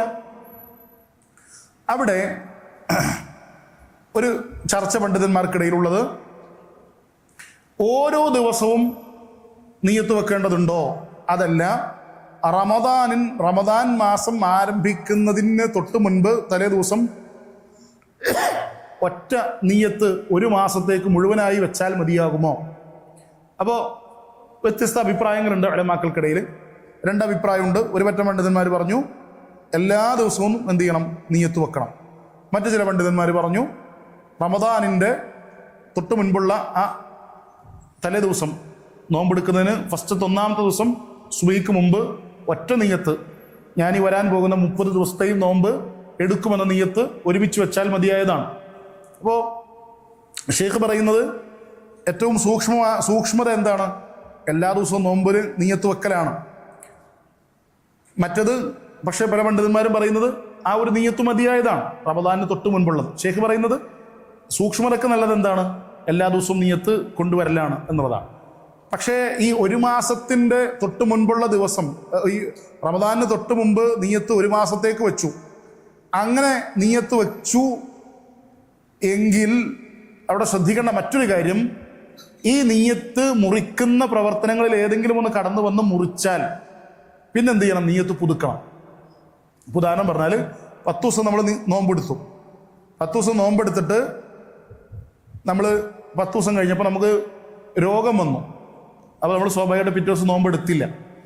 പിന്നെ അതിൻ്റെ പിറ്റേ ദിവസം നമ്മൾ നോമ്പെടുക്കാൻ ഉദ്ദേശിക്കണമെങ്കിൽ എന്ത് ചെയ്യണം? നിയത്ത് പുതുക്കണം. തുടർന്ന് വരുന്ന എല്ലാ ദിവസവും ഞാൻ നോമ്പെടുക്കും എന്ന് നിയത്ത് പുതുക്കണം. ഇതാണ് 30 ദിവസം നോമ്പെടുക്കാമെന്ന് പറഞ്ഞ നിയത്ത് വെക്കാമെന്ന് പറഞ്ഞ പണ്ഡിതന്മാർ പറയുന്ന മറ്റൊരു കാര്യം. ഇവിടെ പ്രത്യേകം മനസ്സിലാക്കേണ്ട വേറൊരു കാര്യം, ഈ നിയത്ത് വെക്കുക എന്ന് അത് വളരെ പ്രധാനപ്പെട്ടതാണെന്ന് പറയുമ്പോൾ അത് സങ്കീർണമാക്കേണ്ടതുണ്ടോ? വേണ്ടതില്ല. എന്ന് പറഞ്ഞാൽ നിയത്ത് വെക്കുക എന്ന് പറഞ്ഞാൽ എന്തോ വലിയൊരു ഭാരിച്ച ഒരു കാര്യമായിട്ട് നമ്മൾ മനസ്സിലാക്കേണ്ടതുണ്ടോ? ഇല്ല. നിയത്ത് വെക്കുക, നമ്മൾ അത്താഴത്തിന് എഴുന്നേൽക്കുക എന്ന് പറഞ്ഞാൽ തന്നെ അതെന്താണ്? അതിനുള്ള തെളിവാണ്, വ്യക്തമായ തെളിവാണ്. കാരണം നമ്മൾ ആരെങ്കിലും ആ നേരത്തെ എഴുന്നേറ്റ് ഭക്ഷണം കഴിക്കാറുണ്ടോ? സാധാരണഗതിയിൽ ഇല്ല. സാധാരണഗതിയിൽ നമ്മൾ ആ നേരത്തെ ആരും തയ്യാറെടുപ്പുകളോടുകൂടെ അങ്ങനെ ഭക്ഷണം കഴിക്കാറില്ല. അപ്പോൾ അത് തന്നെ തെളിവാണ്. അപ്പോൾ മനുഷ്യൻ്റെ മനസ്സിൽ ഒരു ക്ഷണനേരത്ത് തോന്നുന്ന ഒരു തോന്നൽ, അതാണ് നിയത്ത്. നിയത്തിൻ്റെ മസ്ദർ എന്താണ്? ഖൽബാണ്. ഉറവിടം ഹൃദയമാണ്. ആ ഹൃദയത്തിലുണ്ടാകുന്ന ഒരു തോന്നൽ, ആ തോന്നൽ മതിയായതാണ് നിയത്തിന്. പിന്നെ മനസ്സിലാക്കേണ്ടത്, നാവ് കൊണ്ട് എന്ത് ചെയ്യേണ്ട ആവശ്യമില്ല, ഉച്ചരിക്കേണ്ട ആവശ്യമില്ല. അത് നിസ്കാരത്തിനാണെങ്കിലും നോമ്പിനാണെങ്കിലും ഒന്നും നാവ് കൊണ്ട് നിയത്ത് എന്ത് ചെയ്യേണ്ട ആവശ്യമില്ല, ഉച്ചരിക്കേണ്ട ആവശ്യമില്ല. റസൂലിൽ നിന്നോ സ്വഹാബത്തിൽ നിന്നോ ആരിൽ നിന്നും അത്തരത്തിൽ എന്ത് ചെയ്തിട്ടില്ല, നിയത്ത് നാവ് കൊണ്ട് ഉച്ചരിച്ചതായി നമസ്കാരത്തിനാവട്ടെ നോമ്പിനാവട്ടെ മറ്റെന്തെങ്കിലും സ്ഥിരപ്പെട്ടതായിട്ട് കാണുക സാധ്യമല്ല. അപ്പം അതുകൊണ്ട് തന്നെ നാവ് കൊണ്ട് നിയത്ത് ഉച്ചരിക്കേണ്ട സാഹചര്യം വരുന്നില്ല. ഇനി അവസാനത്തത് 10ാമത്തെ മസ്അല, സുനനു സിയാമി വ ആദാബുഹു. നമ്മൾ നോമ്പെടുക്കുമ്പോൾ ശ്രദ്ധിക്കേണ്ട ചില സുന്നത്തുകൾ, അതാണ് 10ാമത്തേതും അവസാനത്തേതുമായ മസ്അല. അതിലൊന്നാമത്തേത് ഷെയ്ഖ് പറയുന്നത് അത്താഴം കഴിക്കുക എന്നുള്ളതാണ്. അത്താഴം കഴിക്കുക എന്നത് ഏറ്റവും പ്രധാനപ്പെട്ട ഒരു സുന്നത്താണ്. റസൂലുള്ളാഹി സ്വല്ലല്ലാഹു അലൈഹി വസല്ലം പറഞ്ഞതുപോലെ നിങ്ങൾ അത്താഴം കഴിക്കുക. കാരണം എന്താണ്? അത്താഴത്തിൽ എന്തുണ്ട്? ബറക്കത്തുണ്ട്. അപ്പോൾ നമ്മൾ അത്താഴം കഴിച്ചാൽ അല്ലാഹു സുബ്ഹാനഹു വ തആല അതിലൂടെ നമുക്ക് എന്ത് ചെയ്യും? പ്രത്യേകമായൊരു ബറക്കത്ത് നൽകും. നമ്മൾ പലപ്പോഴും മനസ്സിലാക്കേണ്ട ഒരു കാര്യമാണ്, നമ്മളൊരിക്കലും നമ്മളുടേതായ പ്രവർത്തനത്തിലൂടെ നോമ്പിന് പ്രയാസം സൃഷ്ടിക്കേണ്ടതുണ്ടോ? ആളുകൾ മനസ്സിലാക്കി വെക്കുന്നത് നോമ്പിൽ പ്രയാസമുണ്ടെങ്കിൽ പ്രതിഫലം കിട്ടുമല്ലോ. അപ്പോൾ നമ്മൾ നോമ്പെടുക്കുമ്പോൾ സാധാരണഗതിയിൽ മഴക്കാലത്ത് നോമ്പെടുത്താൽ നമുക്ക് എന്തില്ല, അത്ര ബുദ്ധിമുട്ടില്ല. പിന്നെ വേനൽക്കാലത്താണ് നോമ്പെടുക്കുന്നതെങ്കിൽ കുറച്ച് പ്രയാസമാണ്. അപ്പോൾ മഴക്കാലത്തെടുത്ത നോമ്പും വേനൽക്കാലത്തെടുത്ത നോമ്പിലും പ്രതിഫലത്തിൽ വ്യത്യാസമില്ലേ? കാരണം എന്താണ്? മഴക്കാലത്ത് നമ്മൾ കുറച്ച് എളുപ്പത്തിലെടുത്തത്, വേനൽക്കാലത്തിൽ പക്ഷെ അത് നമ്മൾ ആയിട്ട് ഉണ്ടാക്കിയ പ്രയാസമാണോ? അത് അല്ലാഹു സുബ്ഹാനഹു വ തആല തീരുമാനിച്ചതാണ് അന്ന് നോമ്പ്. അപ്പം നമ്മളായിട്ട് പ്രയാസം ഉണ്ടാക്കാൻ പാടുണ്ടോ? അത് പാടില്ല. ശറഈൽ എന്തില്ല, അങ്ങനെ നിശ്ചയിക്കപ്പെട്ടതിന് അപ്പുറത്തേക്കൊരു പ്രയാസം നമ്മളായിട്ട് എന്ത് ചെയ്യാൻ പാടില്ല, ഉണ്ടാക്കാനായിട്ട് പാടില്ല. മനസ്സിലാവുണ്ടോ? ഇപ്പോൾ നോമ്പെടുക്കുമ്പോൾ കുറച്ചേരം വെയിലെത്തുക്കുക, എന്തിനാ? ഒന്ന് ക്ഷീണിക്കട്ടെ. മനസ്സിലാവുണ്ടോ? അങ്ങനെ വിചാരിക്കാൻ പാടുണ്ടോ? ഇല്ല. അതേപോലെ തന്നെ ചില ആളുകൾ വിശ്വസിച്ച് വെച്ചിരിക്കുന്നതാണ്, അത്താഴമൊന്നും കഴിക്കാതെ നോമ്പെടുത്താൽ എന്താണ്, കുറച്ചുകൂടി കൂലിയിട്ട്. കാരണം എന്താ? പട്ടിണി കിടക്കുകയാണ്, വിശപ്പ് കൂടുതലാണ്. അപ്പം എന്താണ്? കൂടുതൽ പ്രതിഫലം കിട്ടും. യഥാർത്ഥത്തിൽ അത് റസൂലിന്റെ സുന്നത്തല്ല. അത്താഴം കഴിക്കുക എന്നുള്ളതാണ് റസൂലുള്ളാഹി സ്വല്ലല്ലാഹു അലൈഹി വസല്ലമയുടെ സുന്നത്ത്. മാത്രമല്ല അതിൽ ബറക്കത്തുണ്ട് എന്ന് റസൂല് പറഞ്ഞു. മാത്രമല്ല ഉലമാക്കൾ ഈ ബറക്കത്തിനെ വിശദീകരിക്കുമ്പോൾ അവർ പറഞ്ഞൊരു പ്രധാനപ്പെട്ട കാര്യം, ബറക്കത്ത് എന്ന് പറഞ്ഞാൽ നമുക്ക് അത്താഴം കഴിച്ചതിലൂടെ കിട്ടുന്ന ഒരു നശാത്തുണ്ടല്ലോ, ഒരു ഉണർവ്, ഒരു ഉന്മേഷം, ഇബാദത്തുകൾ നിർവഹിക്കാൻ അത് സഹായകരമാണ് അല്ലേ? നമ്മൾ അത്താഴം കഴിച്ചിട്ടും നോമ്പെടുക്കുന്നതും കഴിക്കാതെ നോമ്പെടുക്കുന്നതും രാവിലെ എഴുന്നേൽക്കുമ്പോഴും അല്ലെങ്കിൽ അത് ഇബാദത്തൊക്കെ ചെയ്യുമ്പോൾ നമുക്കത് പ്രകടമാവും.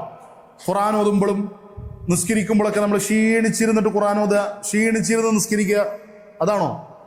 അല്ല. നമുക്ക് കുറച്ചുകൂടി ഉണർവിൽ ശ്രദ്ധയോടുകൂടെ നിർവഹിക്കാൻ സാധിച്ചാൽ അതാണ് കൂടുതൽ ഉത്തമം. അപ്പം അതിനെന്താണ് സഹായകരമാകുന്ന ഒരു കാര്യം കൂടെയാണെന്ത്? അത്താഴം കഴിക്കുക. അപ്പം ആ നിലക്ക് അല്ലാഹു സുബ്ഹാനഹു വ തആല അതിലൊരു ബറക്കത്ത് നിശ്ചയിച്ചിട്ടുണ്ട് എന്ന് ഉലമാക്കൾ അതിനെ വിശദീകരിക്കുമ്പോൾ പറഞ്ഞതായിട്ട് കാണാൻ സാധിക്കും. അപ്പോൾ അത്താഴം കഴിക്കുക എന്നുള്ളത് എന്താണ്? വളരെ പ്രധാനപ്പെട്ട ഒരു സുന്നത്താണ്. അതേപോലെ തന്നെ റസൂൽ സല്ലല്ലാഹു അലൈഹി വസല്ലമ പഠിപ്പിച്ച മറ്റൊരു സുന്നത്താണ് തഅജീലുൽ ഫിത്ർ, നോമ്പ് തുറക്കാൻ ധൃതി കാണിക്കുക എന്നുള്ളത്. അവിടെ ഹദീസിൽ റസൂലുള്ളാഹി സ്വല്ലല്ലാഹു അലൈഹി വസല്ലം പറഞ്ഞു, ലാ യസാലു നാസു ബിഖൈരിൻ മാ അജ്ജലു അൽ ഫിത്ർ. ജനങ്ങൾ നോമ്പ് തുറക്കാൻ ധൃതി കാണിക്കുന്നിടത്തോളം അവർ ഖൈറിലായിരിക്കും. ഷെയ്ഖ് അൽബാനി റഹിമഹുല്ല ഈ ഹദീസിനെ വിശദീകരിക്കുമ്പോൾ പറയുന്നത് കാണാൻ സാധിക്കും. അത് വളരെ പ്രധാനപ്പെട്ട ഒരു പോയിന്റാണ്. അദ്ദേഹം പറയുകയാണ്, ഇവിടെ ഈ ഹദീസിനെ മനസ്സിലാക്കേണ്ട മറ്റൊരു വശം, ജനങ്ങൾ സുന്നത്ത് മുറുകെ പിടിച്ചുകൊണ്ട് അത് പ്രവർത്തിക്കാൻ എത്രമാത്രം താല്പര്യം കാണിക്കുന്നോ അത്രമാത്രം അവർ ഖൈറിലായിരിക്കും. മനസ്സിലാവുണ്ടോ? അപ്പോൾ നമ്മൾ നോമ്പ് തുറക്കാൻ ധൃതി കാണിക്കുക എന്നുള്ളത് എന്താണ്? അത് റസൂലുള്ളാഹി സ്വല്ലല്ലാഹു അലൈഹി വസല്ലമയുടെ സുന്നത്താണ്. ആ സുന്നത്ത് ഒരാൾ മുറുകെ പിടിച്ച് അതിൽ ധൃതി കാണിക്കുക എന്നത് ജനങ്ങളൊക്കെ ഇങ്ങനെ ശ്രദ്ധിക്കുന്നുണ്ടെങ്കിൽ അവിടെ എന്താ മനസ്സിലാക്കേണ്ടത്? ജനങ്ങൾ ഖൈറിലാണെന്നാണ്. ഇതിനെ വിശദീകരിക്കും പറഞ്ഞത്, ഏതൊരു സുന്നത്തും ജനങ്ങൾ അത് പ്രവർത്തിക്കാൻ വേണ്ടി തയ്യാറെടുക്കുന്നുണ്ട്, അവർ പ്രവർത്തിക്കുന്നുണ്ട് എങ്കിൽ, അപ്പോൾ അതുകൊണ്ട് തന്നെ ഇത് വളരെ പ്രധാനപ്പെട്ട നോമ്പുമായി ബന്ധപ്പെട്ടൊരു സുന്നത്താണ്. അത് പ്രത്യേകം നസ്സ് അതിൽ ഖൈർ അവശേഷിക്കുന്നുണ്ട് എന്ന് പറഞ്ഞ കാര്യമായതുകൊണ്ട് തന്നെ അത് നമ്മൾ ശ്രദ്ധിക്കേണ്ടതുണ്ട്. അതുപോലെ തന്നെ ഷേഖ് പറയണം, നോമ്പുമായി ബന്ധപ്പെട്ട ആദാബുകൾ പാലിക്കുക എന്നുള്ളത് ഈ തരത്തിൽ നോമ്പിൽ ശ്രദ്ധിക്കേണ്ട മറ്റൊരു പ്രധാനപ്പെട്ട കാര്യമാണ്. ഇവിടെ മൈമൂൻ ബിൻ മഹ്റാൻ റഹിമഹുല്ല അദ്ദേഹം പറയുന്ന ഒരു കാര്യം ഷേഖ് കൊണ്ടുവരുന്നുണ്ട്. അഹ്വനു സൗമി തർക്കു തആമി വശറാബ്. നോമ്പിൽ ഏറ്റവും എളുപ്പമായത് എന്താണ്? ഭക്ഷണം ഒഴിവാക്കുക, പാനീയം ഒഴിവാക്കുക എന്നുള്ളതാണ്. അപ്പോൾ അതെല്ലാവരും ചെയ്യുന്നുണ്ട്. പക്ഷേ അതിനപ്പുറത്തേക്ക് പ്രവർത്തിക്കുക. അതുകൊണ്ടാണ് അടമക്കൾ പറഞ്ഞത്, നോമ്പ് ഭക്ഷണം ഒഴിവാക്കി പാനീയം ഒഴിവാക്കി നോമ്പെടുക്കുക എന്നുള്ളത് അതിൻ്റെ ഒരു ആദ്യഘട്ടം മാത്രമാണ്. അടുത്ത ഘട്ടം എന്താണ്? നമ്മളുടെ കണ്ണും കാതും നാവും കൈകാലുകളുമൊക്കെ നോമ്പെടുക്കുക. ഹറാമിലേക്ക് നോക്കാതിരിക്കുക, ഹറാമ് കേൾക്കാതിരിക്കുക, ഹറാമ് സംസാരിക്കാതിരിക്കുക, ഹറാമ് പ്രവർത്തിക്കാതിരിക്കുക, ഇങ്ങനെ മുഴുവനായി ശരീരം നോമ്പെടുക്കുക എന്നുള്ളത് ഇത്തരത്തിൽ വളരെ പ്രധാനപ്പെട്ട ഒരു കാര്യമാണ്. അത് ഹദീസിൽ വന്നതുപോലെ, മല്ലം യദഅ ഖൗല സൂരി വൽ അമല ബിഹി വൽ ജഹല ഫലൈസ ലില്ലാഹി ഹാജ അൻ യദഅ തഅമഹു വശറാബഹു. ഒരാൾ ഹറാമാക്കപ്പെട്ട വാക്കുകൾ ഒഴിവാക്കുന്നില്ല, ഹറാമാക്കപ്പെട്ട പ്രവർത്തനങ്ങൾ ഒഴിവാക്കുന്നില്ല, അനാവശ്യമായ കാര്യങ്ങൾ ഒഴിവാക്കുന്നില്ല. ജഹല് എന്ന് പറഞ്ഞു കഴിഞ്ഞാൽ അജ്ഞത, അറിവില്ലായ്മ, അവിവേകം. നമ്മൾ ഉലമാക്കൾ തന്നെ വിശദീകരിക്കാൻ പറയുന്നുണ്ട്, പക്വതയില്ലായ്മ എന്ന് വിശദീകരിക്കുന്നത് കാണാൻ സാധിക്കും. എന്ന് പറഞ്ഞാൽ നമ്മൾ ഉണ്ടാവേണ്ടതല്ലാത്ത ഒരിടത്ത് നമ്മളെ കാണേണ്ടതില്ല. ഇവിടെ ഷെയ്ഖും അതിനെ വിശദീകരിക്കുമ്പോൾ പറയുന്നുണ്ട്, നമ്മൾ ഇങ്ങനെ അങ്ങാടികളിലൊക്കെ പോയി അവിടെ നിന്നിട്ട് ഇങ്ങനെ ഉറക്കെ സംസാരിച്ച് ചിരിക്കുക, അനാവശ്യമായി ആളുകളോട് ഇങ്ങനെ സംസാരിച്ച് തർക്കിക്കുക, ശബ്ദമുയർത്തുക, ഇതൊക്കെ എന്താണ്? ജഹലിൽപ്പെട്ടതാണ്. പക്വതയില്ലായ്മയിലും അറിവില്ലായ്മയിലും അവിവേകത്തിലും പെട്ടതാണ്. അപ്പം അതൊക്കെ ഒഴിവാക്കുക. ഹറാം ഒഴിവാക്കുക, ഹറാമായ നോട്ടം ഒഴിവാക്കുക, സംസാരം ഒഴിവാക്കുക, കേൾവി ഒഴിവാക്കുക. ഇങ്ങനെ ഏത് പ്രവർത്തനങ്ങളിൽ നിന്നും ഹറാമാക്കപ്പെട്ടതാണെങ്കിൽ ഒഴിഞ്ഞു നിൽക്കുക എന്നതും ശ്രദ്ധിക്കേണ്ടതാണ്. അതുകൊണ്ടാണ് ഹദീസിൽ വന്നതുപോലെ, ലൈസ സിയാമു മിനൽ അക്ലി വശുർബി, തീറ്റയും കുടിയും ഒഴിവാക്കുക എന്നുള്ളതല്ല യഥാർത്ഥത്തിൽ നോമ്പെടുക്കുക എന്ന് പറഞ്ഞാൽ, ഇന്നമ സിയാമു മിനൽ ലഗ്വി വറഫസ്. യഥാർത്ഥത്തിൽ നോമ്പ് എന്ന് പറഞ്ഞാൽ എന്താണ്? മോശപ്പെട്ട കാര്യങ്ങളിൽ നിന്ന് ഒഴിഞ്ഞു നിൽക്കലാണ്. അതുകൊണ്ട് തന്നെ ഒരാൾ നിന്നെ ചീത്ത വിളിച്ചു, അല്ലെങ്കിൽ നിന്നോട് ഏതെങ്കിലും അബദ്ധം കാണിച്ചു, അങ്ങനെയെങ്കിൽ നീ അയാളോട് എന്താ പറയേണ്ടത്?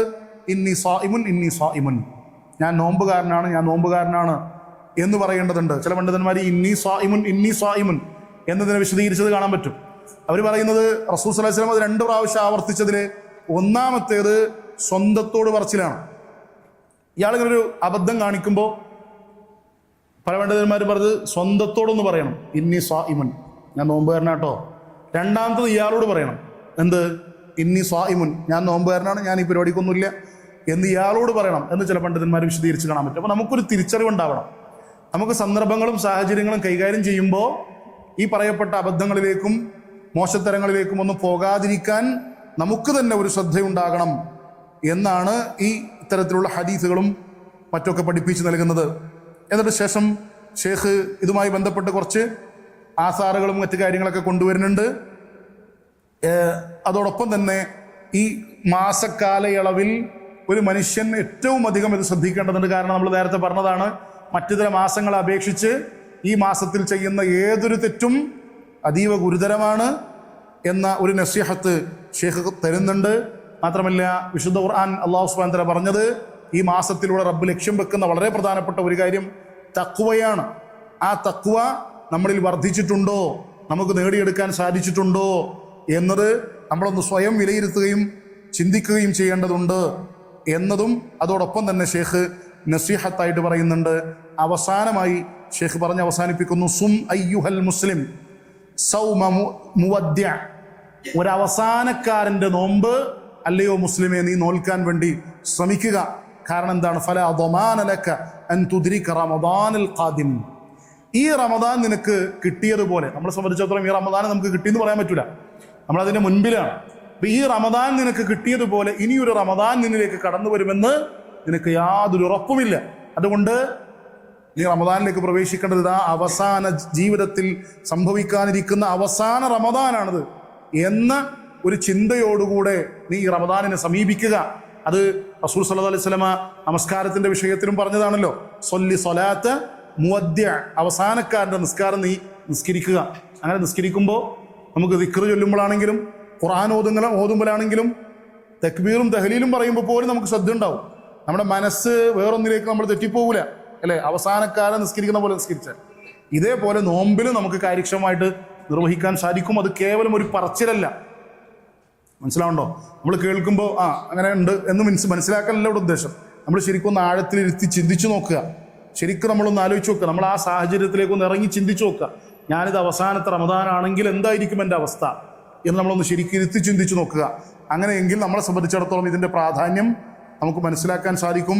അല്ലാഹു സുബ്ഹാനഹു വ തആല അത്തരത്തിൽ വളരെ പ്രാധാന്യത്തോടുകൂടെ നമുക്ക് ഈ റമദാൻ നോമ്പ് നോൽക്കാനും സൽക്കർമ്മങ്ങൾ ചെയ്യാനും തിന്മകളിൽ നിന്ന് പരിപൂർണമായി വിട്ടകന്ന് നിൽക്കാനും അല്ലാഹു സുബ്ഹാനഹു വ തആല തൗഫീഖ് നൽകി അനുഗ്രഹിക്കുമാറാവട്ടെ. നമ്മളിവിടെ ഒരുമിച്ച് കൂടിയത് വലിയൊരു സൽക്കർമ്മമായി അല്ലാഹു സുബ്ഹാനഹു വ തആല രേഖപ്പെടുത്തി അനുഗ്രഹിക്കുമാറാവട്ടെ. അല്ലാഹു സുബ്ഹാനഹു വ തആല ഈ ഇരുത്തവും ഈ പഠനവും നമുക്ക് നമ്മളുടെ മുന്നോട്ടുള്ള ജീവിതത്തിലും നാളെ പരലോകത്തിലുമൊക്കെ വലിയൊരു മുതൽക്കൂട്ടാക്കി മാറ്റി തീർക്കുമാറാവട്ടെ. അല്ലാഹു സുബ്ഹാനഹു വ തആല നമ്മുടെ എല്ലാ പാപങ്ങളും പുറത്തു തരാൻ ഈ ഒരു ഇരുത്തം കാരണമാക്കി തീർക്കുമാറാവട്ടെ. റബ്ബനാ ആതിനാ ഫിദ്ദുനിയ ഹസന വഫിൽ ആഖിറതി ഹസനതൻ വഖിനാ അദാബന്നാർ.